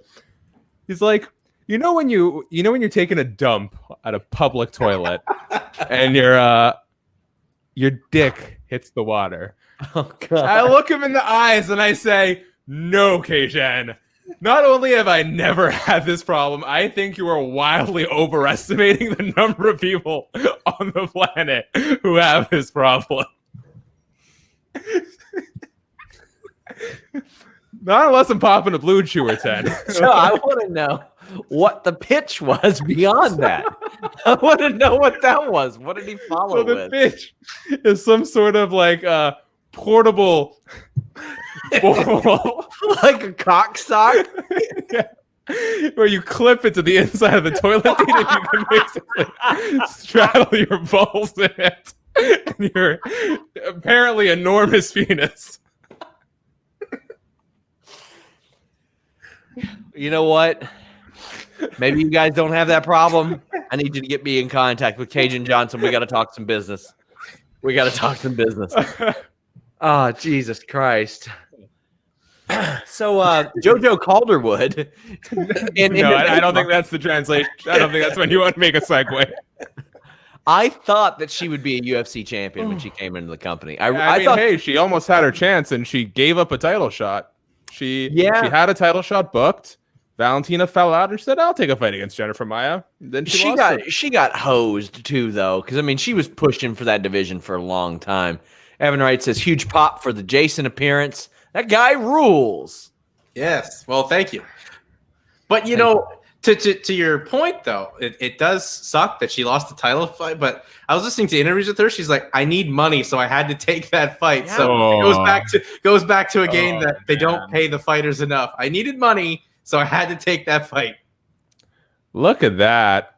Shout out to Jason Hagholm. Bring it in the super chat donations. Evan Wright writes, Huge pop for the I just Jason said appearance. That guy rules. Wait, did I? Was this when I had when I was stripping for the camera? Yes, I said that. Well, Sean, this is why you're the professional. Put him over again if you want. He's really good. Evan Wright says huge pop for the Jason appearance. This guy rules. wait. And he didn't pay. Hannah, you know exactly why. It's destiny that you pop into the stream just as I start stripping. Wow. So. Reminder, guys, donate a super chat. That Send me stuff some goes a long way. That stuff goes a long way. Especially if you're ever checking out the Friday stream that Shak does. I mean, it won't be live this week, but in the future he does Friday streams, the 1-2 punch. Hop in there, donate some super chats. It's a good show. Hannah, send me some clothes. Clearly, I'm in need of them. So she sent me this beauty. Yes. Loved it. Got a lot of compliments on this. It's a good sweater. It's a good. All right. Yeah, guys. If you're checking this stream out on Fightful Pro Wrestling, just hop over the pond super quick. Hit that subscribe button. Not only do we have content that's going to appeal to everyone, we got UFC fighters reacting to Conor McGregor's best trash talk, cutting those sick promos on fools. But just those subscriber numbers help us trend. They help get our content to more MMA fans, more pro wrestling fans. So if it's not too much out of your day, I promise it won't mess with your pro wrestling algorithm all too much. Head over, hit the subscribe button. All right. Oh, guys, I messed up my pausing and went back to live, so I need you guys to tell me when the fight starts. Wow. Wow, we're at tail of the tape right now. Yeah. I just wrapped. Let me see what kind of odds we got here. JoJo Calderwood and Jessica I. Jessica I just really a plus 118. A little bit surprised by that. You thought she'd be a bigger underdog? I did. Me too. Me too. Man, Luke Thomas had a really good assessment of her. I think he said something I don't want to put words in his mouth. There's something along the lines of unspectacularly well-rounded. Yeah. Like, she's a good fighter, but boy, does she not impress in any particular aspect of the sport. Calderwood hoping for a big claymore in this fight to get herself back in the win column. Are we all in unanimous agreement that Calderwood has taken this? I would hope so, but just guys like that, also a wild card. Like, I don't know. She just had her gallbladder removed, so maybe that makes her more healthy and more active in the cage. I don't know. That's why all the fighters are removing their gallbladders these days. Yeah, got that advantage in the cage. Okay. Didn't Anderson have his removed right before the Cormier fight, or what was that? A different surgery? Yeah, I couldn't. He had surgery 3 weeks before the Cormier fight. It was wild. Okay, guys, tell me when you're at 455. 455. 5. Yep. Okay. Look at me and Jason, just good, synced up. Yeah. Like a boy band in '99. People keep asking if they'll be able to watch this fight. Hey, man, call ESPN Plus customer service. Ask them. Yeah. I mean, I wish we had the answer for you. Are you going to show the fight? I don't know. You going to give us $70? Yeah. Head over to youtube.com/Fightful. Click on the watch along. Leave a big super chat donation, and maybe we will. Maybe we will. People asking if we're going to be able to watch the fight here. Well, I'll tell you what you can do. You can go to FightfulMMA.com and get all the highlights. Mm-hmm. That's a good time. Speaking of which, I is aggressively hugging Calderwood against the cage. Yeah. Nice body shots. Swiping at her face occasionally. Oh, good. Oh, Calderwood. Very good 1-2 by Calderwood. Ties right into a Muay Thai clinch. Got a knee. Landed a really good knee. As they're up against the brand new UFC sponsor of Zappos.com banner. You know, I got to say, I've been impressed with Zappos customer service. They do not pay me. I have ordered Chucks for my wife multiple times on Zappos, and they always have the best prices and quick shipping, but I wish they'd pay me for saying that. On the other hand, P3 is absolute garbage. It is crappy peanuts, slimy, dirty meat. It's terrible. I don't care how much of it Donald Cerrone eats. Okay, this is an interesting question. Someone wants to know who between the three of us, as for those wondering about what's happening in the fight, as Jessica I continues to hold Joanne Calderwood against the fence. Someone wants to know who out of the three of us knows the most about MMA. I don't know. I definitely don't anymore. UFC, technically. UFC was definitely not anymore. It can't be me. Like I used to. I think it's probably Jason. I used to pride myself on knowing everything about every fighter on the card, and I couldn't name half the card now. There was that point in time where you could actually know everyone in the UFC. Because they had the roster perfectly. And then once they bought WC and Strikeforce, there was a point where you're like, you'll see that guy and you may see him in another 2 years. So you got to push that information out and use it for useful stuff. But yeah, I'll go Jason on this one. I admittedly care more about entertaining content than I do of catching every prelim fight from start to finish. But I did, for the first time since I've sort of retired from MMA coverage, I watched the full Holloway card because it was on in the middle of the afternoon. Yeah, why not? Hell yeah, I'll watch this. Why not? Well, the main card, rather. Yes. What did you think of the main card and the presentation on ABC, Sean? So the funny thing is, I'm so detached. I didn't even know it was on ABC until the day before, but I loved it. I loved how they played up the history of fights on ABC. That's something that they should do. I thought they did a really good job of that. I thought Brett Okamoto's hair was fantastic. Oh, what a handsome man. It's just not Jesus. fair. It's just not fair. It's got a nice voice, too. Yeah. Oh, my God. His hair was fantastic. I was so jealous.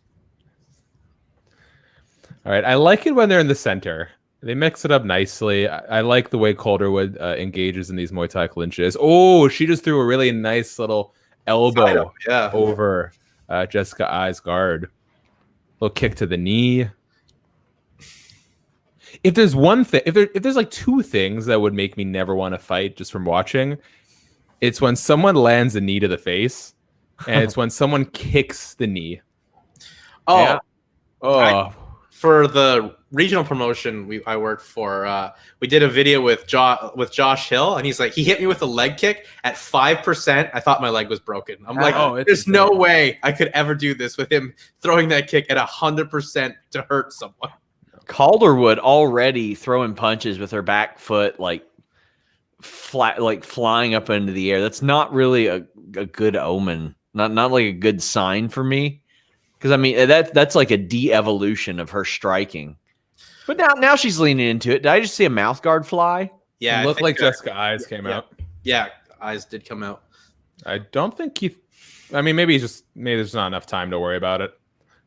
Yeah, I think he went over to pick it up there. I mean, if you get an opportunity to crack somebody while they don't have a mouth guard, you go for it.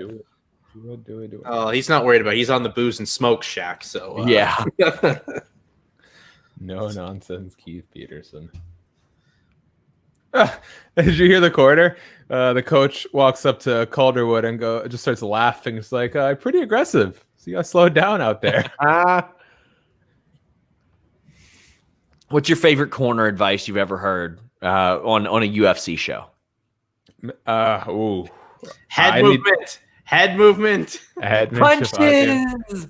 I don't have corner advice that sticks out, but I do very visibly remember a time where a cornerman, funny enough, Jojo just burped. This ties in perfectly what I was going to say. A cornerman was giving advice to Clay Guida, and Clay proceeds to push the coach's head out of the way and release the most like guttural, hell-infused burp imaginable. I conjured that thing from another world.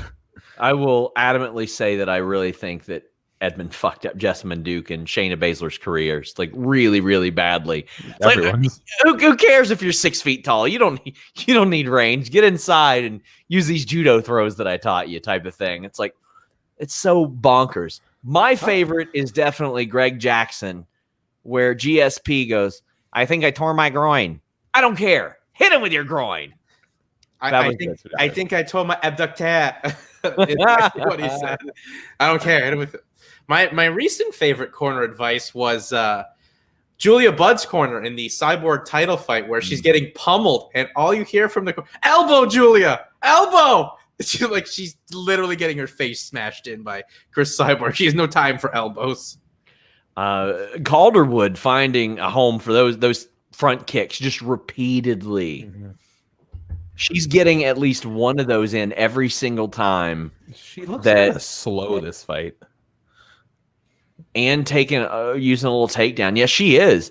But I mean, it's working against I, so it's like, why push the pace if you can just slip every single punch, land a front kick, land a knee, land a punch, then easily take somebody down like that.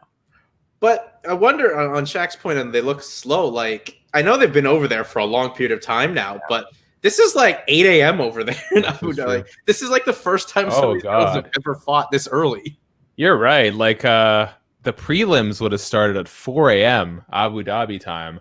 How much must it have sucked to be one of those guys? I mean, I'm sure they slept in accordance to try and prepare for it, but still, it's just not natural. Like, my girlfriend is a nurse, and the days that she has to come off a night shift, your body responds to light. Like, when it's still dark outside, your body, no matter how much you prep for it, to a degree, your body just doesn't wake up correctly. And I even got her one of those. I'm sure some fighters should invest in this, so this can become the future.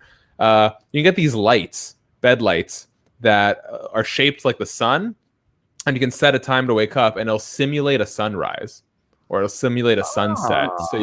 So when she has to wake up at an odd hour of the day, she can simulate a sunset, so that by the time the alarm goes off, her body's already half awake.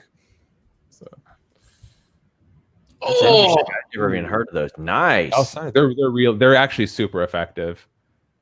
They're super effective. Because like that when your alarm goes off, right, that jarring feeling of being woken up, that's not how your body's supposed to wake up. It's supposed to gradually wake up with the daylight.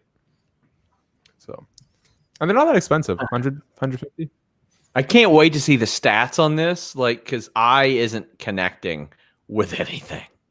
No. First round. Who won the first round? I gave it to Calderwood, yeah. Me too.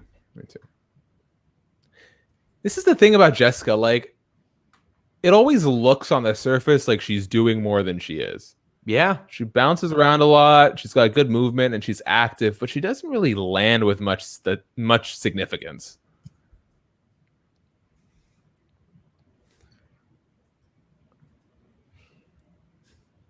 Well, a good spin kick there. Nice spin kick. Yeah, these strikes are coming in slow from Calderwood. She's picking her spots, though. Yeah, she is. I mean, she's far more accurate. Oh, look at that. 68. Way more active. And then 118. Oh, my gosh. Calderwood's more active and more accurate. Landing harder shots, too. All around. I think it's a very clear one. Landing a greater variety of strikes. Like, we're talking knees, straights, jabs, counters. Just the fact that she goes for those little knee tap takedowns too, just another flavor to keep Jessica off rhythm. Another factor possibly in terms of fatigue, Israel Adesanya was complaining on Twitter that they were racing cars outside on like the nearby track in early hours of the day, and so it was really hard for the fighters to get sleep. Little takedown from Jessica I. Yeah. I did hear that. I saw on Twitter, like Billy Quarantilla, who was in Matt Fravola's corner. He was like, can you keep it down? And they show the car just go around the track. Like the downflaw of building a hotel on an F1 track.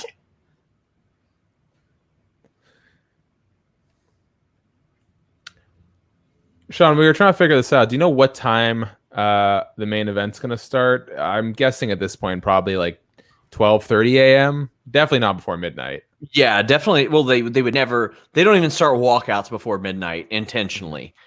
I would wager at this point well after 12:30. I mean, we've still got this fight, They budget a half an hour per main card fight usually.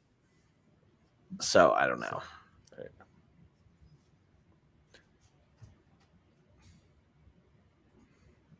I think it's about time I start preparing this Joanne Calderwood by unanimous decision graphic. I like when they make my job easy. Ooh, look at the hematoma on her eye and that teep kick to the face in slow-mo. Big words coming out of Jason here. I didn't know we had Luke Thomas in the chat. My God. Well, I'm not a thesaurus like Mr. Thomas is.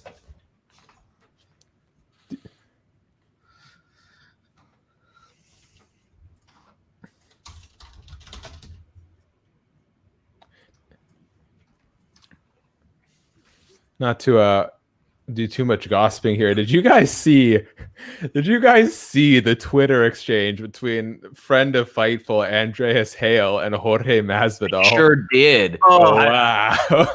Like Mario Yamasaki was reffing that one because like Masvidal was just getting pounded out repeatedly, and Yamasaki just looking the other way, like, "Huh? What happened?"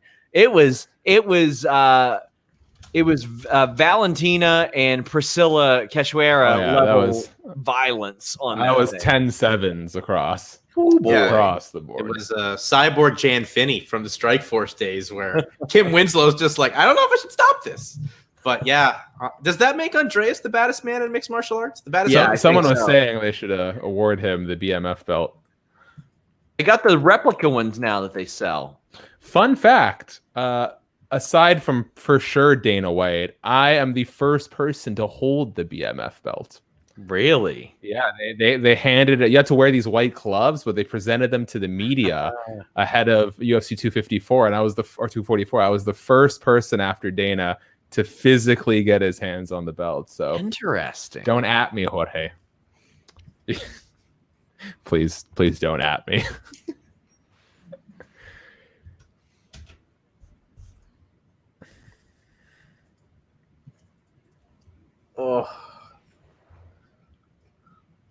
People are asking what fight is on right now because it seems like people still can't get onto ESPN Plus. What a disaster this has been. It's Jojo Calderwood versus Jessica Ai. We're in the third round. Afterwards, we move on to our co-main. Colby says, Jesus Christ, Kim Winslow left reference after someone being nailed to a tree after talking about it. This fight needs an end. Well, I mean, the thing is, Valentina did nail Priscilla Cachoeira to a tree, I'm pretty sure, during that fight. She got crucified during that match, and just like, meh. That wasn't Kim Winslow, but I mean, still. Also, one of my favorite non-stoppages, I believe, Chris Weidman and Mark Munoz. Just that elbow is cutting incredible. Munoz's head in half with that elbow. Poor man was face down, ass up on the canvas. Just and like, man, what are you gonna do? The ref said. Well, stop the fight. Maybe it usually helps. Yeah, that was also, if memory serves, like a rare Wednesday night UFC card or something like that.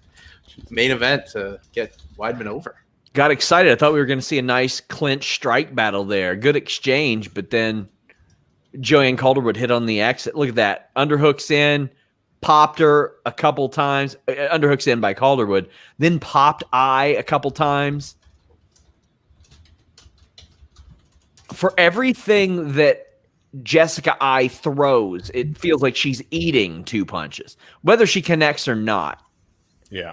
She's still landing here and there. She's landing better now than she did earlier in the fight, I think. But then she gets her head snapped back by a straight right. This is what I was saying earlier, though, about JoJo sort of losing her title shot against Shevchenko. Like, I'm not seeing anything in this fight that makes me think either of them are a credible threat to the champ. Well, yeah, but I don't think many people are to Shevchenko. Jesus, man. But no. I like this return. There was a phase there where champs in most divisions could not hold their titles for more than a couple fights, just based on how competitive MMA was. And I honestly thought that was just going to be how the sport was forever. I just thought we got to a point where the level of training and understanding is so high that on any given day, someone in the top 10 could win the world title. But we've seen this hybrid style now where we're getting back to specialists like Izzy's kickboxing, Habib's grappling, but they're so well-rounded in the other the overall game is high enough that they can run away with one or two aspects of the sport. So I like it because it's hard to build stars in MMA because people get knocked the fuck out left, right, and center. Well, yeah, just look at the past two. I mean, this pay-per-view we saw Hebas, Joaquin Buckley on that ABC show, but UFC was all aboard the hype train before he gets finished. Yeah. Yeah, like I look at this division, and I mean, I love Joanne Calderwood. I've loved watching her fight for a very long time, but Shevchenko, like, who's there? Well, that's the problem also with like women's MMA. Once you get to that like level, like there's Nunes at 135 and 145, Shevchenko, and like you pretty much have to have your champion take a year off to build the division up. Yeah, I will say though, I was shocked with how quickly strawweight developed. Like it looked for a minute there like it was going to be Joanna forever, and then Rose came out of guns blazing. Then Jessica Andrade came out. Then we had Zhang Weili. Who knows where Tatiana Suarez would be if she could actually physically fight right now? Like, I thought she was looking really, really awesome, and I miss her badly. But I mean, they have some depth there. But I look at flyweight and I'm like, oh, God, man. And at least Amanda, it's like, you know what? I'll give you guys some time to develop a contender. Let me just fight at featherweight against literally anybody who can win a fight. True. And I respect that. I respect it. She's like, if you're going to give me 2 titles, I'm going to defend them both. I like it. Okay, here we are. Official decision. This better go to Joanne Calderwood. Or what? Or what, Sean?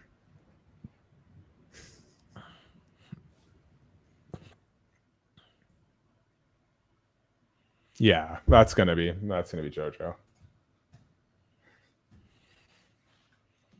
Yep.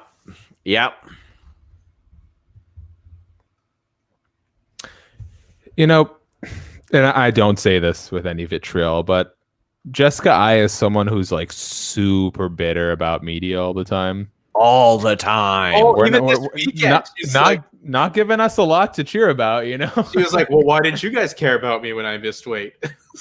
Jessica, simmer down. I used to have it out with her here and there years ago. Because it was just so like she would always be looking. She wants to be discounted, I think. Everybody's the hero of their own story and all that stuff, but she villainizes an awful lot of people because she feels like she never gets her just due. And I'm like, you lost like 5 fights in a row. You're probably not going to get your just due. And I get it. This division should have been around sooner. Mm-hmm. But I mean, it's like, are you looking when you lose? I think it was 6 out of 7 fights. Are you looking for like people to praise you? Sorry, you got beat by Betch Kohea. I'm not going to think you're a world beater if that happens. Sean, you're killing me with these long dramatic pauses between your statements. I keep thinking you're done. Well, you know what my New Year's resolution was? My New Year's resolution was to be more. You're just waiting for me, I can tell. JoJo. Suspenseful. My New Year's resolution was to be more suspenseful. I always forget how soft-spoken JoJo is until words start coming out of her mouth. Someone says hashtag refund is trending right now, so that's terrific. And this guy wants to know if Dana got that one guy. Yeah, that guy was, I think, Mickey Mouse. It was Mickey Mouse that was streaming this. The head of Disney was trying to stream this on ESPN Plus, and Dana White said, "No, that's fucking illegal," and he shut it down.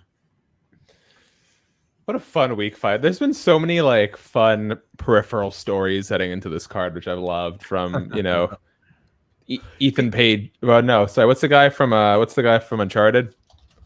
Oh, I don't know. Drew says Sean pauses for dramatic effect. I actually love that about him. No, I've learned to pause, and this is legitimate because I have to watch what I say on podcasts, because if I don't frame it a certain way, shitty websites will aggregate it and act like I'm reporting it. And it became a real problem like 2 years ago. So I have to be more measured and more careful about stuff like that. And I don't like it. Uh-oh, we got a comment, or we got an update. Hold on. Yeah, it appears ESPN Plus is working now. Oh, just in time for the last 2 fights of the main card. Maybe ESPN Plus did you a favor, everyone. You get right to the good stuff. That's true. Here we go. I'll pop this tweet up there, because we do have a lot of people that are tuning in and saying, "Oh, what's going on here?" And I'm not mocking you guys. I get it. I'm one of those people that are saying, "What's going on here?" UFC, take my money. Yeah. Please, UFC, I would love to pay you for a show. But they have tweeted, "We are currently investigating streaming issues impacting some customers. Our teams are actively working to have affected viewers back to streaming as soon as possible." Well, some currently and actively are all words that no big deal. Just the biggest fight night of probably the last 12 months for them. No big deal. Okay, we got 4 fights on the screen right now. Blachowicz Adesanya, that's a super fight. Nunes Anderson, Jan Sterling, Volkanovski, Ortega, and Miocic Ngannou. Oh boy, that March 6th card going until at least 2 a.m. March is incredibly stacked right now. We'll hope that at least 2 of these 5 cards stay together. What's your favorite? Up. I like that. Yeah. Well, here's the thing. They almost never go WrestleMania weekend, or they didn't used to. So I like them doubling up in March. WrestleMania is now in April. They are going head-to-head with the Saturday WrestleMania. Are they? There is an April 10th UFC Fight Night card. No main event as of yet, but we'll go head-to-head with WrestleMania. Ooh. But, I mean, let's be real. WWE also was just like, here's a Saturday edition as well. Yeah. What's your favorite of those 5 title fights that have been announced? I'm going actually Volkanovski versus Ortega. That's the one that I think will be the most fun to watch. I got to go Stipe and Francis. I really do. I love it when somebody like Francis Ngannou finds out what he's not good at, immediately tries to be like, okay, well, I'm going to work on my cardio super hard. And that doesn't work either. So then he's like, you know what I'm going to do? I'm going to throw my fist at somebody's head. And if it lands, I'm going to win the fight. And that's what he does. So for me, the thing about Stipe versus Francis, there's a few elements I don't like. One, first of all, it's the fight to make for sure. One, I love Stipe and I don't want to see him potentially lose. 2, we don't actually have any more answers than we did last time. Like the exact same questions persist because Ngannou keeps knocking out people left, right, and center. So I don't have the cardio. Does he have the wrestling? His right hand is the answer. Yeah. We got Jeremy Lambert here. Just me doing Shaq's job, setting up the frames, organizing everything. No big deal. Jeremy, how you doing? Myself at one point because I can do You might want to turn up your volume. Yeah. That's a thing that Shaq's learning, is that me and Jeremy have complete access to StreamYard anyway. Yeah. Shaq messaged me the link, and I just said thank you out of courtesy. But it just seemed like a more casual way to say, hey, don't forget. I'm only here for the co-main event and the main event. That's all. The rest has not been thrilling. So I'm sure you, like us, cannot order the pay-per-view. So we sync up. What are you talking about? I've ordered the pay-per-view. Did you? I don't illegal streams, Sean. I'm not about that. All right. I don't want Dana coming to my house and taking me to jail and prosecuting me to the fullest extent because he's not going easy. He took down Walt Disney because their service is not working at all. He unfroze Walt Disney and slapped handcuffs on the man. I like how the illegal stream the whole time was just the actual internet provider that they ordered the pay-per-views from. There's a chat that I'm not going to give any credit to, but I just want to say the people who make lowbrow jokes about those on camera often are the ones who've never lived an exciting day in their life. There's a lot of projecting. There's so much projecting on the internet, and that is a good example. Man, let's see. What's the name? Boom 0815. Cool. I'm gonna find his mother on Facebook now. Sean is going after all the moms, the Snapchat moms, the Facebook moms, just all the in moms. That hall pass, my dude. Just to defend the name of Denise Salcedo. Jason, real quick, we didn't get to you. What's your favorite of those 5 March title fights? Of the title fights, I'll go with what Sean said because I'm excited to see what Ngannou can do again up against Stipe, where let's see what improvements he's made. I mean, this is a guy that only fought 13 seconds for all of 2020. So, he's been itching at the bit, and you kind of get the feeling as well, though, that the UFC is really hoping it's Ngannou, that this heavyweight division can really progress with a lot of these guys that are kind of getting themselves in title contention. Jeremy, which of these following 5 title fights that are happening in March tickle you like a Manscaped sesh? Is it Stipe Miocic versus Francis Ngannou 2, Alex Volkanovski versus Brian Ortega, Peter Yan versus Aljamain Sterling, Amanda Nunes versus Megan Anderson, or Kamaru Usman versus Gilbert Burns? I like Usman and Burns. Yeah, that's a good one. And a lot of people are favoring Burns. Yeah, every fighter I've talked to, basically. Yeah, I really like Ngannou and Stipe, but the promo package they ran for Usman and Burns earlier got me much more excited for that fight. But I was looking forward to it anyway. Burns has been on such a roll, and I mean, Usman's he can beat you in so many different ways. So I'm really looking forward to that fight. Yeah, that'll be a good one. And it's weird, like Usman has not done anything to facilitate or foster doubt, yet for whatever reason, quite literally, like 80% of the fighters I've surveyed are picking Burns. I think Burns just looks so dominant that people are like, oh yeah, and he's much more dynamic than Usman. I think, at least in people's minds, like I'm not totally sold on that because I think Usman is a top tier athlete, but I think people feel that Burns is more dynamic of the two. Yeah. I think Usman wins the fight, though. Yeah, I think that's fair. I don't think he deserves the doubt. Has Sean gone to bang that person's mother? Like, where did he go? Disappear to all of a sudden? He went to Facebook and he found that guy's mom, and he knows what they're doing. I will say the same loser is asking about the swords and how they're probably fake, and I'm trying to look cool. Let me say that's actually a perfect segue because I do like to show these off. These are all decorative. Some are wooden and used for practicing. These are my dad's, but I do have one authentic katana, so I'm going to show that off because I like to. So this one is legitimately has been in the hands of a samurai during one battle or another. Let me see if I can not cut myself. So here we go. I'll bring this up. No promises. We got this one. So this is the only actual sword in the collection. And I've been warned that it's still pretty sharp, so that's fun. You should slice some watermelons or something with it. Shaq. Oh, John's about to do something to someone's watermelons. And I think it's Boomy. He's on Periscope, so I don't know. I don't know if you can do anything through YouTube. Hey, I won him over. Shout out Boom 0815. Happy to have you on the stream. Head over to youtube.com/Fightful. Leave a super chat donation, and maybe your mom won't get banged. That's the hope.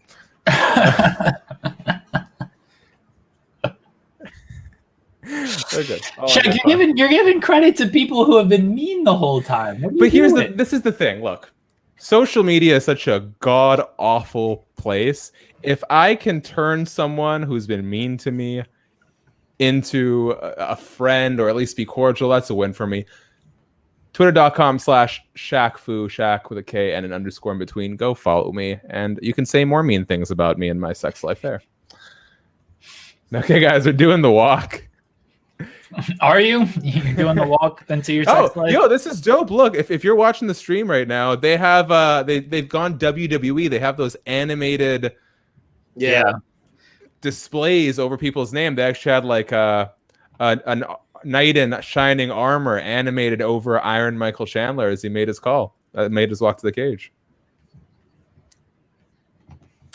Boom 0815. I am expecting a follow on Twitter. Since I was. How do you know they're on Twitter? Well, I think they're watching on Periscope right now. So yeah, that's what I'm saying. I don't know. I don't know how Twitter works. I don't know how Periscope works. So. All right. Doesn't matter. Periscope's going away in March.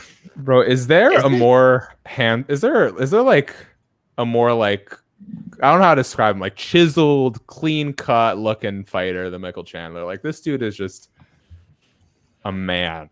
Michael Chandler is one of like the first guys that I interviewed when I used to interview fighters. I was Gil Martinez, the striking coach at Extreme Couture. He was Michael Chandler's trainer, and he used to write blogs for the website that I wrote for. So I would talk to Gil Martinez every week. And this was when Chandler like had just won the Bellator title. This is when he beat Eddie Alvarez and everything. So it was like really on his big come up. Yes, Hannah and I will tag team eventually, and start a long journey of turning on each other. So is Chandler the first walkout? Yeah. They've added the WWS like 3D animations. You know, when they walk out and they kind of pan the camera back. Yeah. They had a little knight in shining armor. I will say, ever since, one huge thing that everyone complained about with the UFC was the broadcasters so boring. They're devoid of all personality. And for some reason, Dana White insists on it. But since making the jump, look at that. Here, Dan the Hangman Hooker's got a Grim Reaper. God. That's really cool.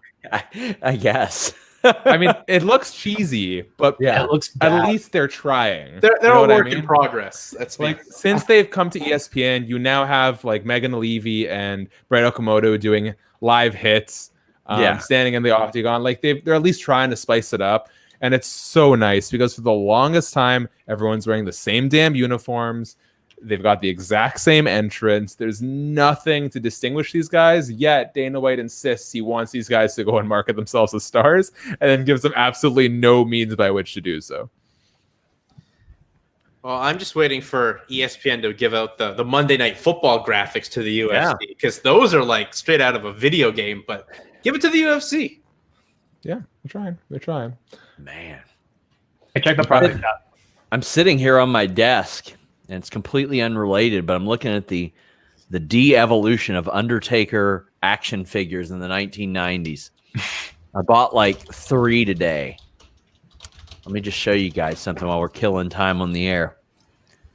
I thought you were talking about the devaluing of Undertaker. No. They just got really lazy. They got really lazy. I got a figure haul video on FightfulSelect.com, guys. This was the first Undertaker figure that they made. Pretty decent figure, pretty cool. Then they were like, you know what? We're going to make him way smaller, the size of a cruiserweight. We're going to give him that. The year 2000 hit, and they're like, oh, my God, wait a second. He's wearing denim now. He's wearing denim now, and his hair's not dyed. How can we update this? Well, we'll just paint that vest blue and make his hair brown. All right. Since Jeremy was able to order the ESPN Plus show, unlike some people in this chat, when the fight starts, Jeremy, pause it at like whatever time, and I think Sean will let you know when he's caught up to you. Yeah. We got the tail of the tape going right now, but we'll set up an official time. Okay.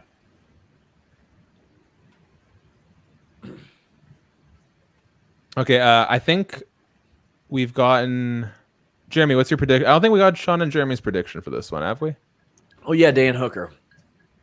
I'm going Chandler. Oh, okay. So we're 2-2 on this one. Michael Redden says Megan Levy was on Fox. Reminder, guys, get those super chats in, please.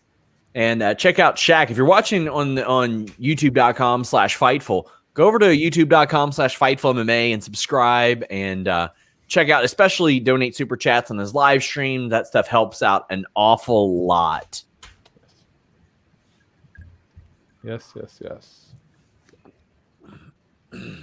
Oh, they name drop Bellator. That's actually new. They don't usually do that. They've really rolled out the red carpet for this guy. And I was talking to Aaron Bronstetter, TSN, on 1-2 Punch, my Friday live stream podcast. I think they've kind of learned their lesson about not devaluing these champions coming from other organizations, because the reality is there's no harm in building up Chandler. If you do when he loses, Dan Hooker gets a nice rub. And if on the flip side, Dan Hooker loses, you haven't now tremendously dropped Dan Hooker's value by essentially jobbing him out to a guy that you haven't educated the audience on. Well, okay, if someone's trying to get their chat notice without a super chat, this is the way to do it. Thank you very much. Yeah, that is the same Shak that got a name drop on Morning Combat. Thank you very much, before being told to stop emailing Luke Thomas live on the air. Is that serious? I'll tell you the story during corner. Okay, Jeremy, pause and tell us what time you're at. I'm at... Oh. We're at 456, 455, 454, or 444. Okay, I'm at 420. Okay, so just stay paused. We'll tell you when we're there. Okay. I'll give you a little countdown.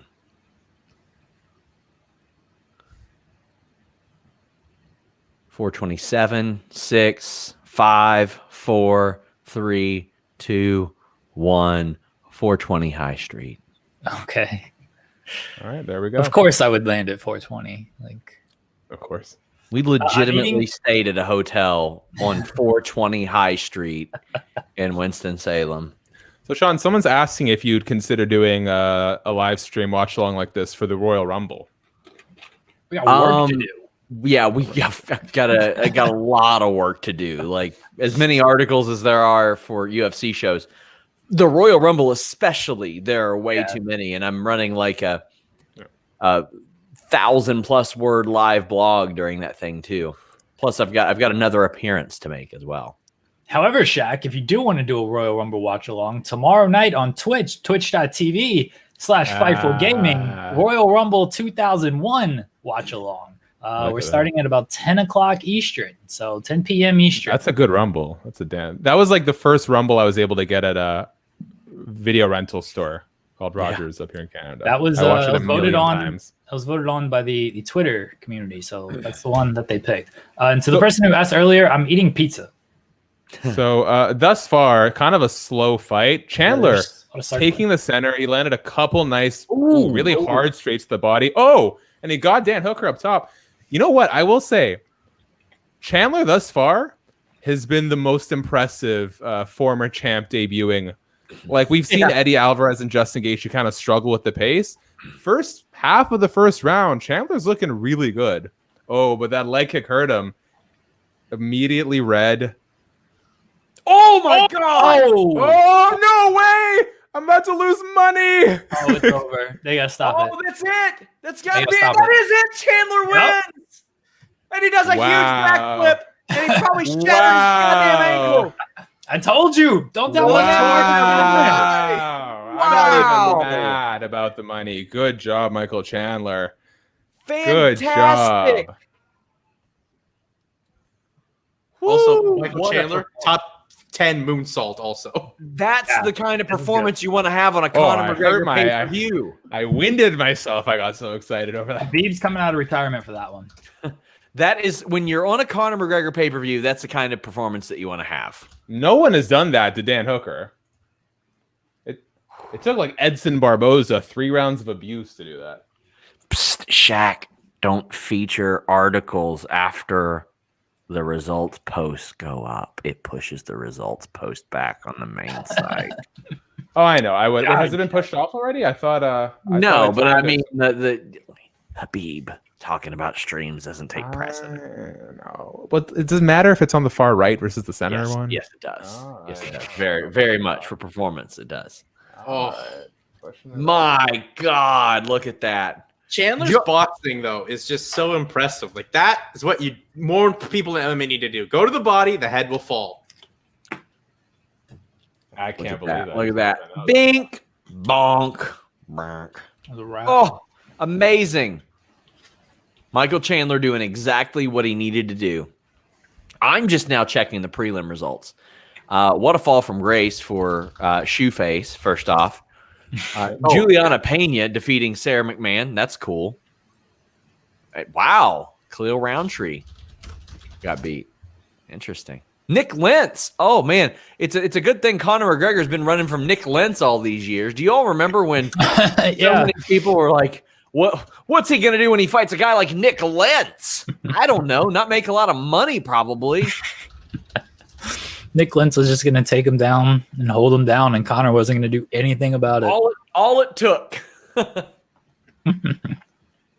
Unfortunately for him, Conor got that 6 months of sprawl training.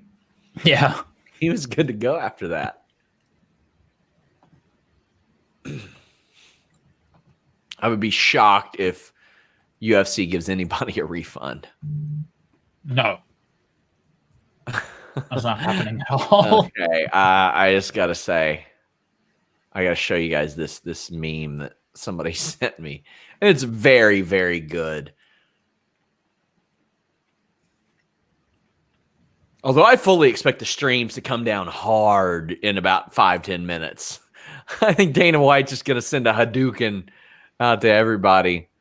Dana White's not doing anything.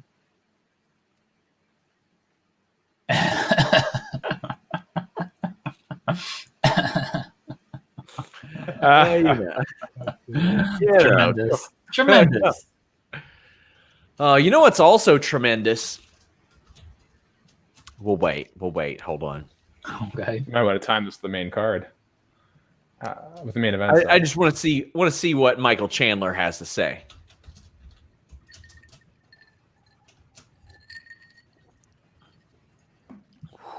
Magnificent.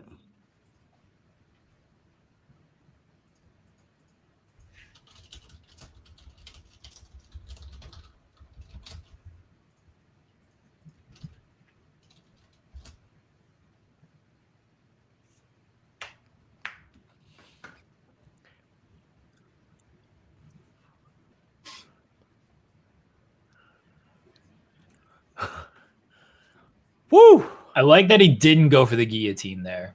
Yeah. Because he was definitely thinking about it, and he's like, no, I'm just going to keep punching this dude in the side of his head. I like how Chandler go ahead.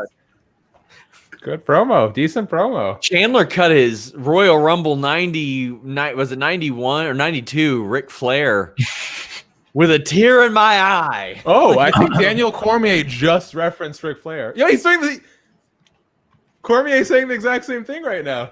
Yeah. I mean, it was very clearly inspired by that. You know what? That was a smooth knockout. Almost as smooth as your crotch region will be when you use manscaped.com and that code Fightful. You can get 20% off plus free shipping. Nobody likes to get into the weeds when they're bobbing for whatever they're bobbing for down there. So keep your stuff smooth with Manscaped. Why'd you just shake your head, Jeremy? I don't know about that one. I don't know about that. How dare you were bobbing. Listen. If you're running around with a bushwhacker, what? Listen, let me tell the people how to trim their pubes, Jeremy. Do you mind? These people have some crazy pubes, and I'm trying to tell them how to take care of them. These people, all you people out there. All you people. The reason I have to cut this promo is because of all you people that aren't taking care of your dong hair, your ball froze, whatever else you got going on with your funky sacks. Manscaped.com/Fightful is going to take care of that. And you know what? You're not going to have to look like you're in an XPW match, gigging everywhere, bleeding all over the place, busted open nut sacks, balls rolling around on the floor.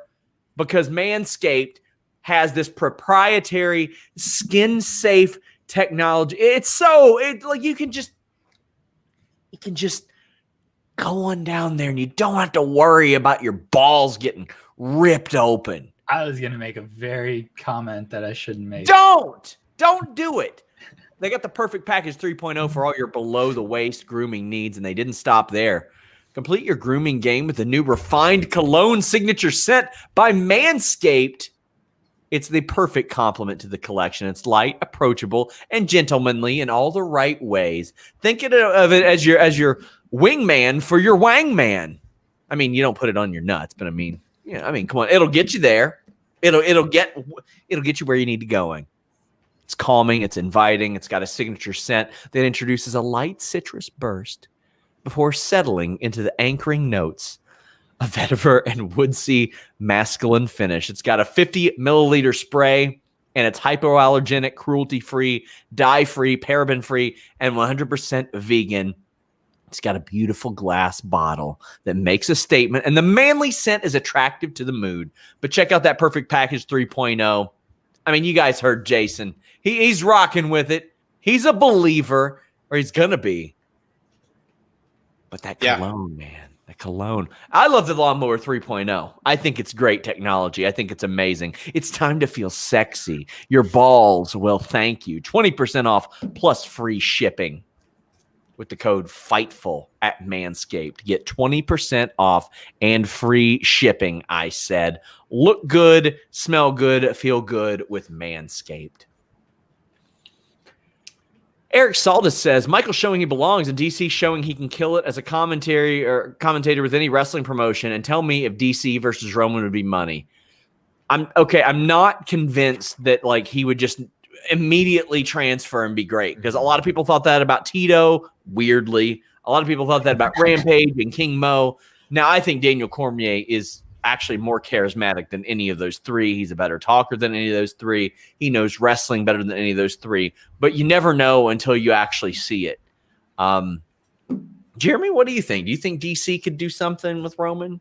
He'd definitely be better than Tito. August 1st warning, Sean. He'd be better than Kane, too. They sacrificed a lot of shit. Yeah, but I mean, Kane, I think, could have been a good wrestler. They just didn't want him to... because he showed he had kind of like a decent grasp of the lucha style. They were just like, no, come in there, be an MMA guy. I think Cormier, his promos would be a lot better than those guys because he does understand like wrestling promos more than Tito. Tito's just a weird dude who... Bro, Tito can't put together a coherent sentence in his day-to-day life. Why was he going to cut a wrestling promo? Like Rampage, I don't think was like full in on wrestling promos. He just knew how to be Rampage, and I think King Mo is kind of the same way. Cormier understands like what he's doing with a wrestling microphone. I think Cormier would be good. I think he's a fantastic announcer. Ever since the Jones-St. Preux fight, I was like, oh my God, this guy's going to be a commentator as long as he wants. Just his ability to stay objective during that fight was very impressive. Hannah is asking me to send her a meme. It's in the replies of my Dana White Walt Disney post, Hannah. For some reason, Twitter's not loading for me right now. And now I got to get my phone charger. No one can pose on an Impact stage like Tito, Luis. Nobody. Tito's one of a kind. Thank God.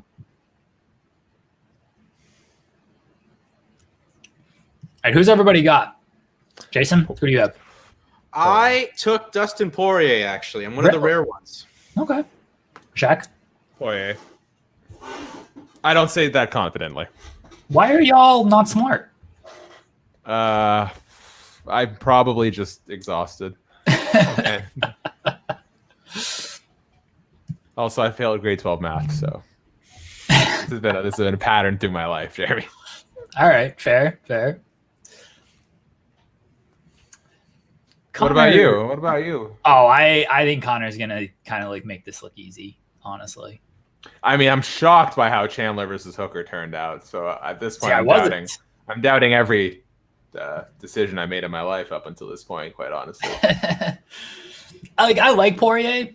He's obviously much improved since the first fight. I think it'd be stupid to think otherwise.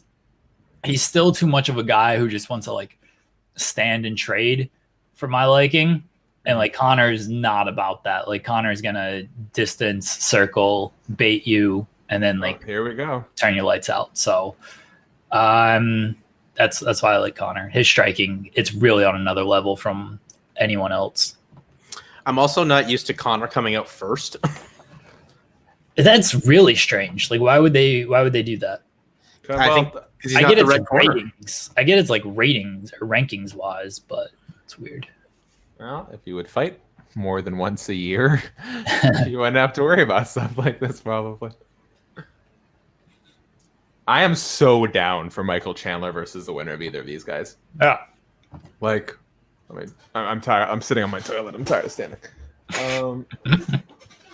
There's just so much to love about. Like, I love when a guy like Michael Chandler gets into the UFC and then performs the way he did, because it just poses so many new, fresh, unique questions, right? Like, the dude's got one fight in the UFC and is probably fighting for a world title in his next outing. That's insane.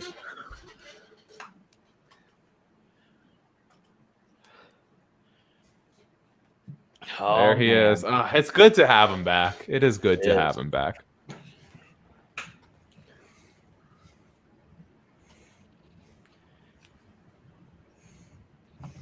It feels like, even though he fought once last year, he's fighting now. Once somebody says they've retired, it always feels like they're on borrowed time after that. Yeah. Even though now he's like, I'll never retire. But like we make running jokes of his retirement tweets. He's like, hey guys, real quick, I'm retiring. Just real quick announcement. To be fair, though, I think when most people start toying with retirement, it's because they're ready to retire. I think for Conor, It's always been a cheap business ploy, right? And I mean, he said as much. He said, like, I was frustrated and I was trying to make things happen, and so I kept saying I was going to retire. I'm going to pin a new tweet that says we are not showing the fight. I like to see the average time span of like how long people wait to come to that realization. Hey, I mean, just don't leave us a thumbs down. By the way, guys, donate a super chat. Get your question or statement read on the air. It would mean an awful lot. Subscribe to youtube.com/FightfulMMA. Shak does a lot of cool original content over there, and I am likely going to steal the tier list to do on wrestling. Yeah, I've been told I have to do this. Carefully. They're very fun videos to do. They're fun. No, I mean, you know, Cultaholic, there's like a ton of those, right? Do they? Yeah. No offense to Cultaholic. I don't watch anything they do. No offense to them. I do not have time to do that. Yeah. They actually do tremendous numbers on them.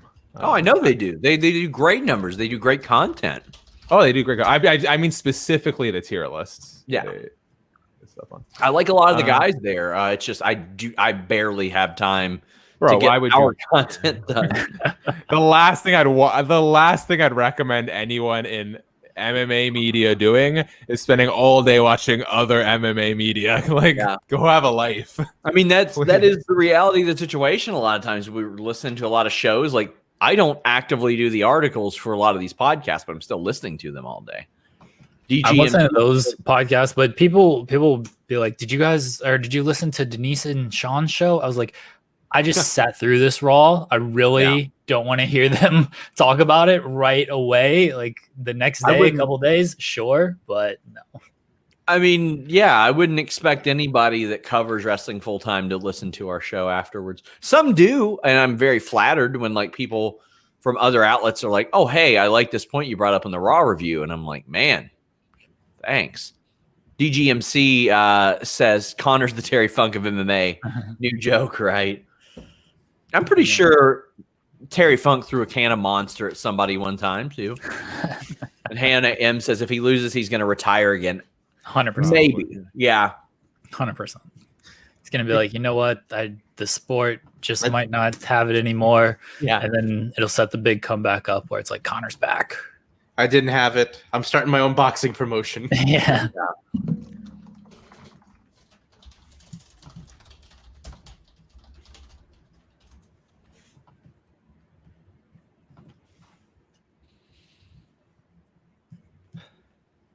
The nerve of people to boo Dustin Poirier. He's coming up to James freaking Brown. That alone, you shouldn't be able to boo someone for.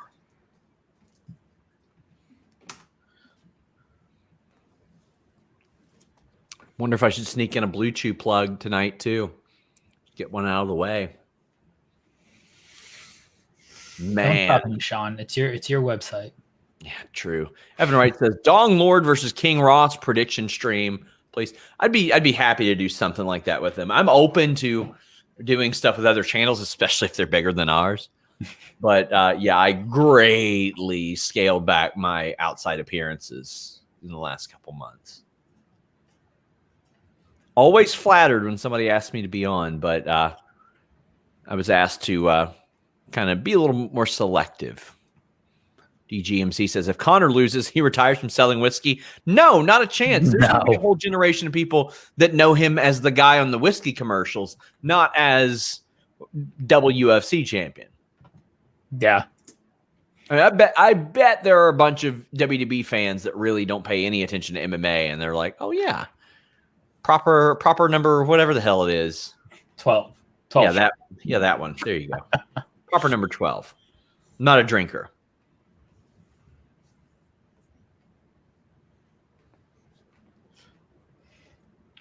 Not a drinker either, but like you see those commercials, right? Oh yeah, they're good commercials. Oh man, Sean, who are you picking? Because they're picking Dustin Poirier for some reason. I don't get it. I want Conor McGregor to win because it's really good for our site. I mean, okay, but who are you objectively picking? Ooh. I don't know. Man, I flip-flopped. Earlier I said Poirier, but as things are happening, I'm kind of thinking McGregor. I know there's nothing like the way Michael Chandler KO'd Dan Hooker to remind you that you know nothing and your predictions ain't shit. Yeah. I did Chandler. pick Michael Chandler though. Yeah, like what are we doing here? Shaq is just feeling some type of way because he lost on that Chandler fight. No. Hopeful Hero 95 says Conor loses, Vince is calling him. I mean, I respect your opinion, but I mean that ain't gonna be what triggers Vince calling him. Vince has probably wanted to do stuff with him for a long time. Him losing would make Vince want to do it less. It's just he probably thinks he could get him for a discounted rate. DGMC says, not a drinker. Are you a smoker? Midnight toker. I used to smoke a little weed to get to sleep. That's about it. Comment. Well, no, I'm not mad about them. So here's the thing, Jeremy. I put my money. I told these guys I put my money into a betting site, and now it won't let me withdraw it until I hit certain marks threshold. Yeah, and so I'm forced to pay. I'm forced to keep playing, and so I decide I'm going to do. Shout out to MMA Mania. They have a betting guide for every card, and I'm like, you know what? If I can remember, I'm just gonna do exactly what they say for the entire year, and then either my money's gone, which is fine, it's been gone for years, or I'll turn a profit. They made a grand last year on their betting guide, so I'm like, if I can come out with a grand, that's swanky. That's vacation. You should do a predictions stream for each show. Like no one needs to hear. I mean, it's worth it. It's content. They had a bunch of freaking football experts back in the day. So Sean, you're gonna have no super chat donations when I run every viewer of Fightful dry with my betting picks. Hey, you never know. We'll consider though. I do need something to replace the fighter prediction videos eventually. So yeah. See, I'm like very confident in Conor now, and I still feel good about it. Even if you guys are picking Poirier and are that's how I feel about you, Jeremy. When he's picking himself to win in 60 seconds, I mean, that confidence level for him, I'm like, how can I doubt that? I said it earlier. I don't think you were here, Sean, but like I think Conor's striking is just on another level from anybody, and Poirier still just likes to stand around and get hit a little bit too much. And people ask me when Conor's contract is due. It doesn't work like that. It's not a win. It's how many fights and a lot of. Here's the thing: when's his contract due? After this, every single time he'll negotiate a new thing every single time. But it doesn't even matter with like UFC stuff, because if Dana says, "Yeah, sure, go to WWE and do a fight or whatever," if Conor says he's retired or whatever, like they can easily get out of it. Yeah, they don't really. Yeah, they'll work something out. Conor is, despite being the biggest star in MMA, is still underrated for his skills. Like there are a whole host of people that think he's just a loudmouth. That I don't know that he accidentally knocked out Jose Aldo in like a few seconds or something. Like that's not the type of thing you accidentally get into. That's what its contract season. It is. That's what I said at the beginning. It's like if the hoopla of Conor McGregor wasn't there, he'd be way more respected in the MMA community as a mixed martial artist. Yeah, I mean, he's got incredible accuracy, like unreal accuracy. His precision is precise. Yes, it is. Yes, it is. He's usually really good at getting those underhooks in and not taking damage on the way out whenever he stops the takedown. There are a lot of really good things about Conor McGregor's game, and that's why he's so goddamn good. Cyclops says, it's weird he never defended a belt. Yeah, I don't... Yeah. Shaq, you're clickety-clacking. I thought you were... I do that all the time in my interviews. I got to get like a silent keyboard. I got to get like the kind of keyboard that they roll out in the middle of Swordfish. Like they carry it in their pocket. It's so soft. Oh, boy. Here we go. Boy, is it a good feeling to see this. Yeah. My ESPN Plus stream is still active. Wonder if they just didn't go after him because they're like, man, do you know how bad the backlash will be if we go after them right now? Here we go. Whoa. Herb Dean's like that. Wait, what happened there? God, he's so quick with that. Oh boy. Conor McGregor. Look at him pressing forward, already making contact. And Poirier willing to counter. Yeah, Poirier's countering well. Yeah. You nervous, Jeremy? I don't like the idea of throwing a naked leg kick against Conor McGregor. I think that's probably a really bad idea. Oh, did Poirier entry and he got the takedown. That was very nice. McGregor immediately back to the cage. That's nice too. Smart. Good job by Poirier's got to do something with the takedown. At least make Conor work or something. I think this is the game Poirier wants to play. Poirier's high on the body. He's going to try to lock down both of those legs, but Conor's right now he's doing good, but Poirier's still deep on that double leg too. He could just dump Conor again, especially if he can pivot his hips. Plus, if that is the game plan, you tire him out so you can drag him to the deep waters of championship rounds. Yeah. Oh, I love Conor's like scrappiness though in these exchanges. Like he's not interested in playing around in that position. McGregor back up to his feet, throwing shoulder butts. Yeah. Uppercuts in the clinch. I love it. That's not now that's a thing. Like with Conor, if there's a shoulder strike, it's a big deal now. Yeah. He got it over. Just one move. Ooh, nice elbow over the top. Poirier's doing nice in this position. Yeah, he is. He's fighting hard for that to get that takedown, get those underhooks in. This is what Nate kind of did to Conor in the later rounds. Poirier, though, he's just relaxed, calm. He's not letting the moment be too big for him, which is huge, as opposed to the first fight. Yeah, he's a former champion at this point, so. And this is the fight we want to see, right? Like, it's all well and good in the co-main, Michael Chandler, huge surprise, UFC debutant. But you guys, all this wait, all this issues with the streaming, and then for the fight to end in like 15 seconds. I mean, I guess one thing if it's history making, I don't mind it at all. Like, I know there were a lot of people that were like, LMAO, Conor beat Aldo in 14 seconds. Are you upset? I was like, no, that was history, man. I remember the first watch-along stream we did, Sean, was Conor and Cerrone, and it ended in like a minute. I was like, oh, all right, that's it. And that was when we just streamed the main event, so it was a very short watch-along.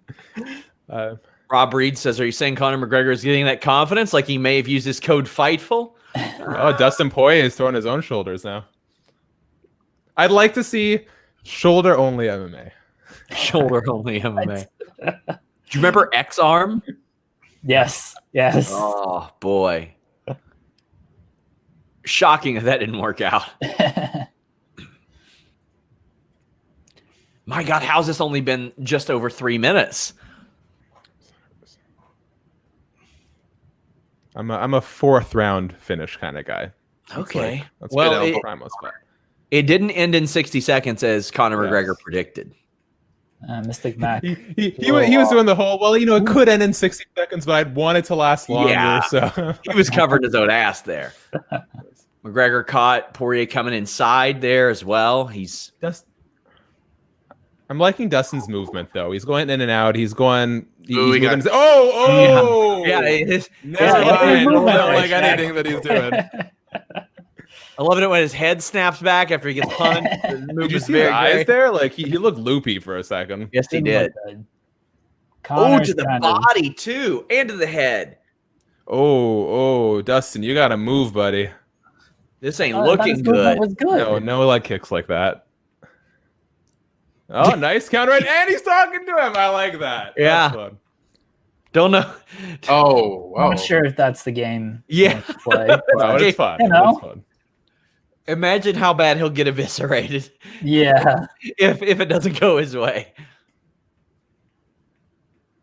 He'll be on a lot of those like those MMA karma videos on Reddit that go viral 6 years after the fight. Oh, nice attempt there by Conor. You can tell Dustin's still trying to get comfortable. He's always struggled with that first round.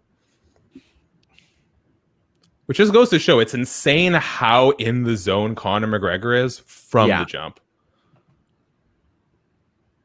I'm surprised that Poirier hasn't got countered more off the single leg kick without a setup. But he's found a home for it, like almost every time as well. He's eating the shots well too, especially compared to that first outing. But 10-9 Conor, right? Yeah, that's a clear 10-9 McGregor.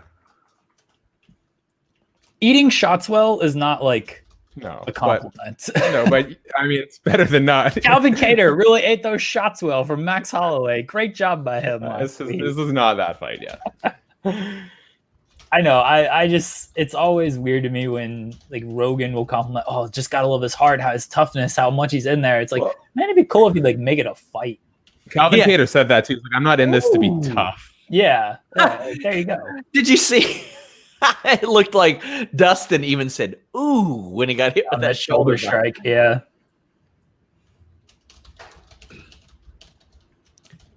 Click, click, click, click, click, clickety, clack, click.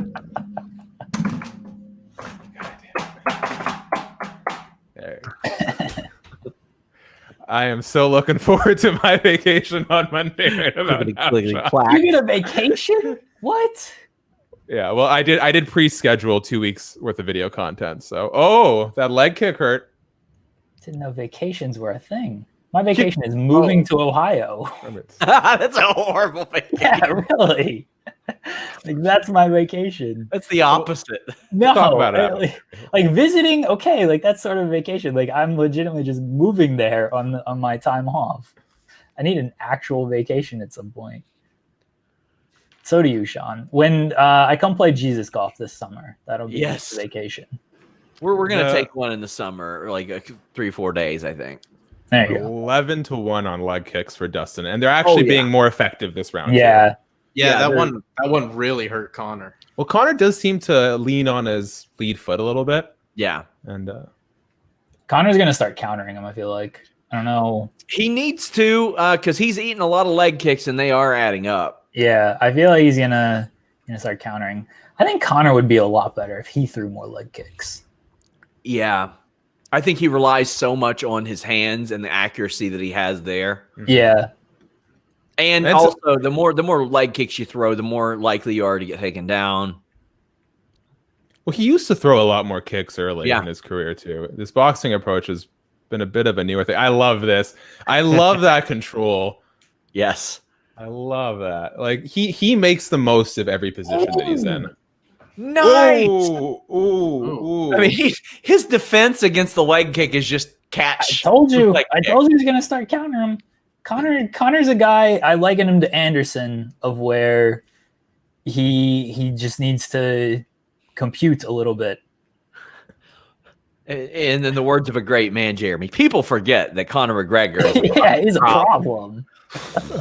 Well, he doesn't help his own case when he fights like one one time a year tops. I can't tell if it makes these moments more special or if it just upsets me that we didn't get to see him more. Yeah. You know? That was a beautiful straight from McGregor. Oh, now Poirier's opening. He heard him. Look at Yes, that. he got him against the fence. You see, Conor can't be on the back. Ooh. Oh, Dustin's gonna go in for the kill. Go Poirier. Oh my god! Yes, Dustin! Oh my god! Oh, knocks him out! He's out. Oh, he's done. Holy shit! God. Oh my god! Jeremy, eat my ass. Yeah. What are you gonna do? He lost.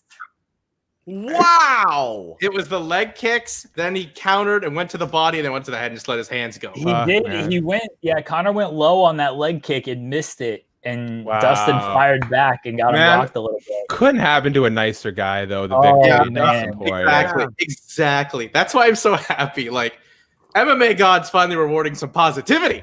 Oh, we'll get the rubber match eventually if Conor doesn't hang it up.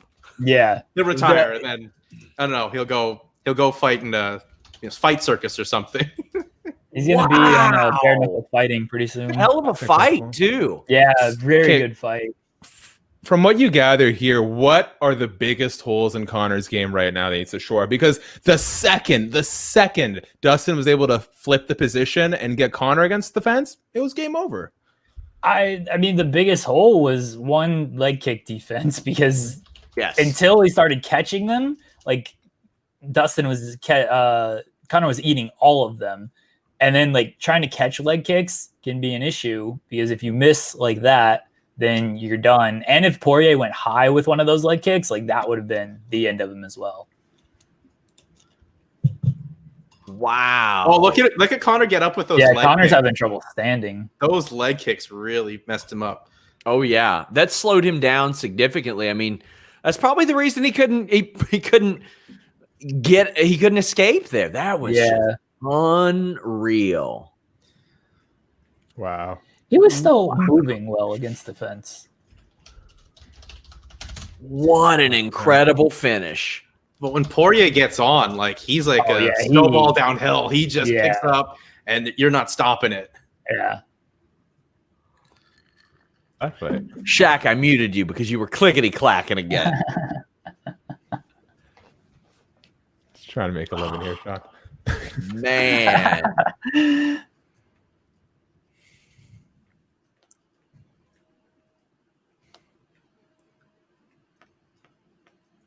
Unreal.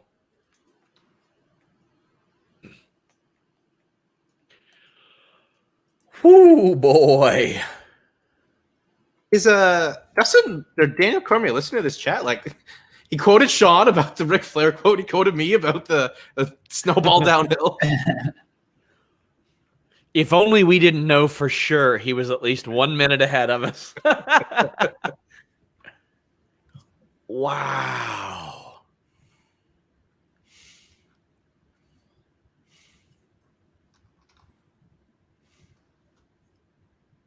And McGregor looked good through the majority of this fight. It's just, man, those leg kicks added up. It slowed him down, and then it worked for Dustin Poirier. That was great. Awful night for Dana White, though. The stream doesn't work properly in ESPN Plus. The dream of a Khabib fight in the near future is totally off the table. Like Dana had a rough go tonight. I am super excited for Dustin Poirier versus Michael Chandler, though. Yes. Bomb fight. That is, and I don't know who I favor there after what I saw tonight. I don't know. Reminder, guys, if you guys are watching on youtube.com/Fightful, head over to youtube.com/Fightful MMA. Subscribe. Shaq has a ton of cool content over there. He does a live show on Fridays. Lots of neat stuff over there. You can also subscribe to FightfulSelect.com for your exclusive wrestling news.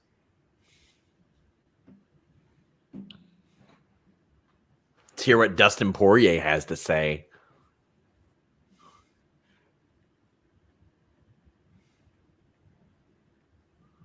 Conor staying in the cage for an interview, it looks like. He's going to retire. I don't like that. The dude just got knocked out.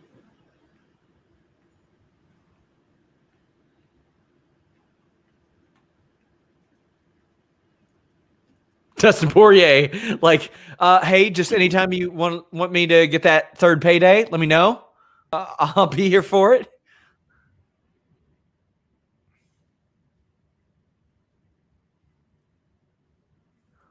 What a wonderful dude Poirier is.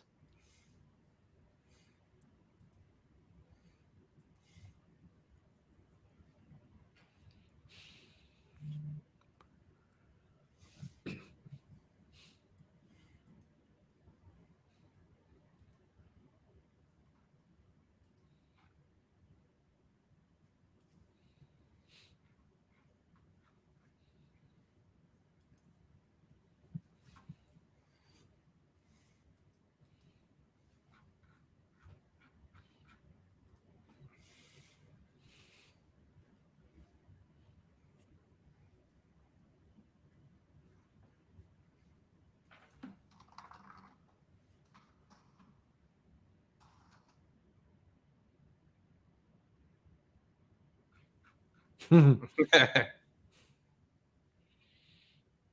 what a resume Poirier has. You rethinking that tier you gave him, Sean? I told you if he won this fight, he would be up a level.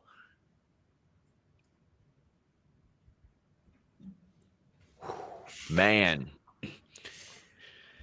His last, like, especially just 3.5 years. Jesus Christ, man.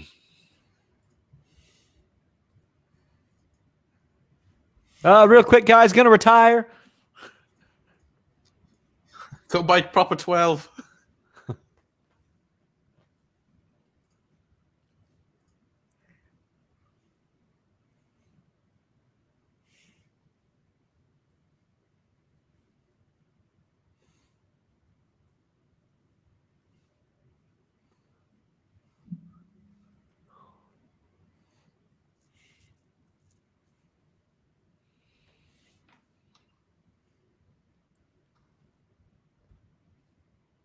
Oh!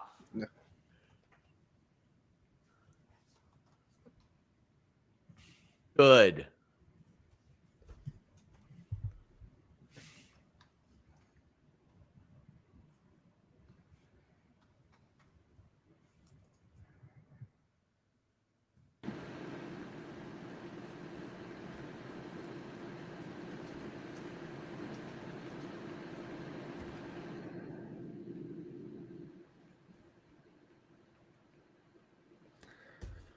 Oh man, credit to him for being classy there. You know, like full disclosure, like once in a while, Sean will be like, "Hey, this headline needs fixing," and I'll just be in a bad mood because I'm being hard on myself. You mean like to put yourself out there? Yeah, shut the fuck up. To put yourself out there like that, and lose on such a big stage, like props to Conor, man. He's like for everything about Conor. Like when he lost to Nate, it was kind of like the same way. He's he assesses things very well. I mean, Nate, he just got choked out. Like this one, he got knocked out. But he assesses things very well. The Khabib fight was different because there's just a lot of bad blood and stuff on that one. But yeah, he assesses losses very well. Man knows how to build a fight. He knows how to build a damn fight. Just business. He's at the point now he doesn't have to. I mean, I'm watching every single McGregor fight that ever happens. Like that's like he's not gonna sell less than 1 million pay-per-views unless the platform literally doesn't work. If that ever happened. Okay, guys. I gotta get to all the post-fight work. So closing statements. Anyone got anything to say? Good for Dustin Poirier. Conor McGregor. Here's the thing. Throw him in there against Max Holloway. Let's go. I'd take it. I'd be down for that fight. It is a free pay-per-view for them. Here's the thing. They don't have to have a championship on the line. You throw Conor McGregor at the top of the card. You get your 1 million plus buys. You can save your title fights for other pay-per-views and stack them up.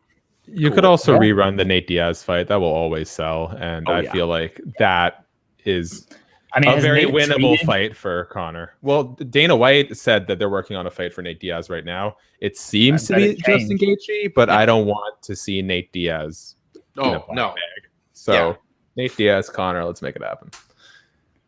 My closing statement is that Shak was correct, and I'm humble in defeat, that Conor McGregor did not walk through Dustin Poirier. It's okay. I lost money tonight, so.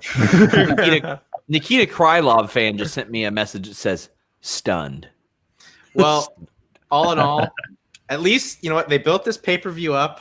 ESPN Plus had a horrendous night, but if you could get in and see it, the co-main and main lived up and then some to the hype.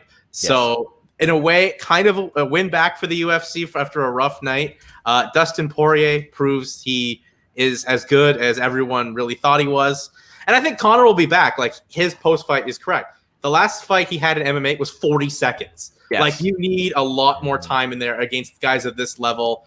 Who knows if it was 155 as well that affected him. I think Conor's perfect around that 170 mark. I mean, I'd love a 165-pound division. UFC's never going to do that, though. But Conor's still going to make, he's got, at least as Shak said, he's got a Diaz fight. He's now got another Poirier fight down the line. Conor will be fine. But Chandler, Poirier, I can't wait for that one, because freaking Poirier demolished guys like Eddie Alvarez that Michael Chandler took a long time to get to that point and lost like the rematches. So a win for the UFC and a win for MMA. And happy Conor's sticking around as well. Yeah, because guys, don't be that moron that says, "Oh, he's so bad, he's got to retire." Weird take after this fight. He looked good until the leg kicks got him. But let's not act like Conor just got completely wrecked in this fight. Yeah.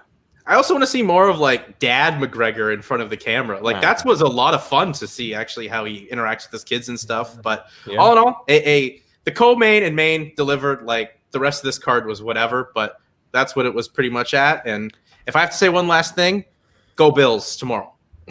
We have a couple super chats as we wrap up. Big thank you to the people that sent those. That will really help the MMA end if you guys do that. DGMC says background Conor during Poirier interview equals meme. DGMC says forever. That's a Terry Funk reference. And then Hannah says, Shaq, if it makes you feel better, someone bet $99K on Conor winning. Jesus. Ooh, that does make me feel better. That was my money.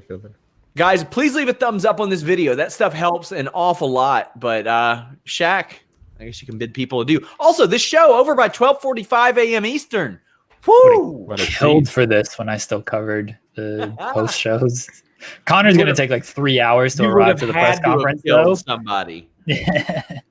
All right. Guys, thank you so much to everyone who tuned into the live stream, whether it be on YouTube, Facebook, Twitter, etc., etc. Shout out to Jason Hagholm for holding it down with me, start to finish. Jeremy Lambert, always brightens my day to have you here. Sean, you are truly the half glass full, half glass empty of my career. Nice to have you. Don't have a choice. Yes, literally. Guys, please head over to Fightful MMA if you're not there right now. Hit subscribe, tap notification bell. We've got UFC fighters reacting to Conor McGregor's trash talk. We have a Street Beast Reaction Volume 2 coming out next week. A lot of fun, a lot of alternative content. If nothing else, your subscription goes a long, long way to helping us get in front of more eyeballs. Hope you had a good time. We'll be back with another watch-along, hopefully for an entertaining Overeem versus Volkov fight in 2 weeks' time. Till then, stay tuned for everything Fightful. So delightful. Peace out.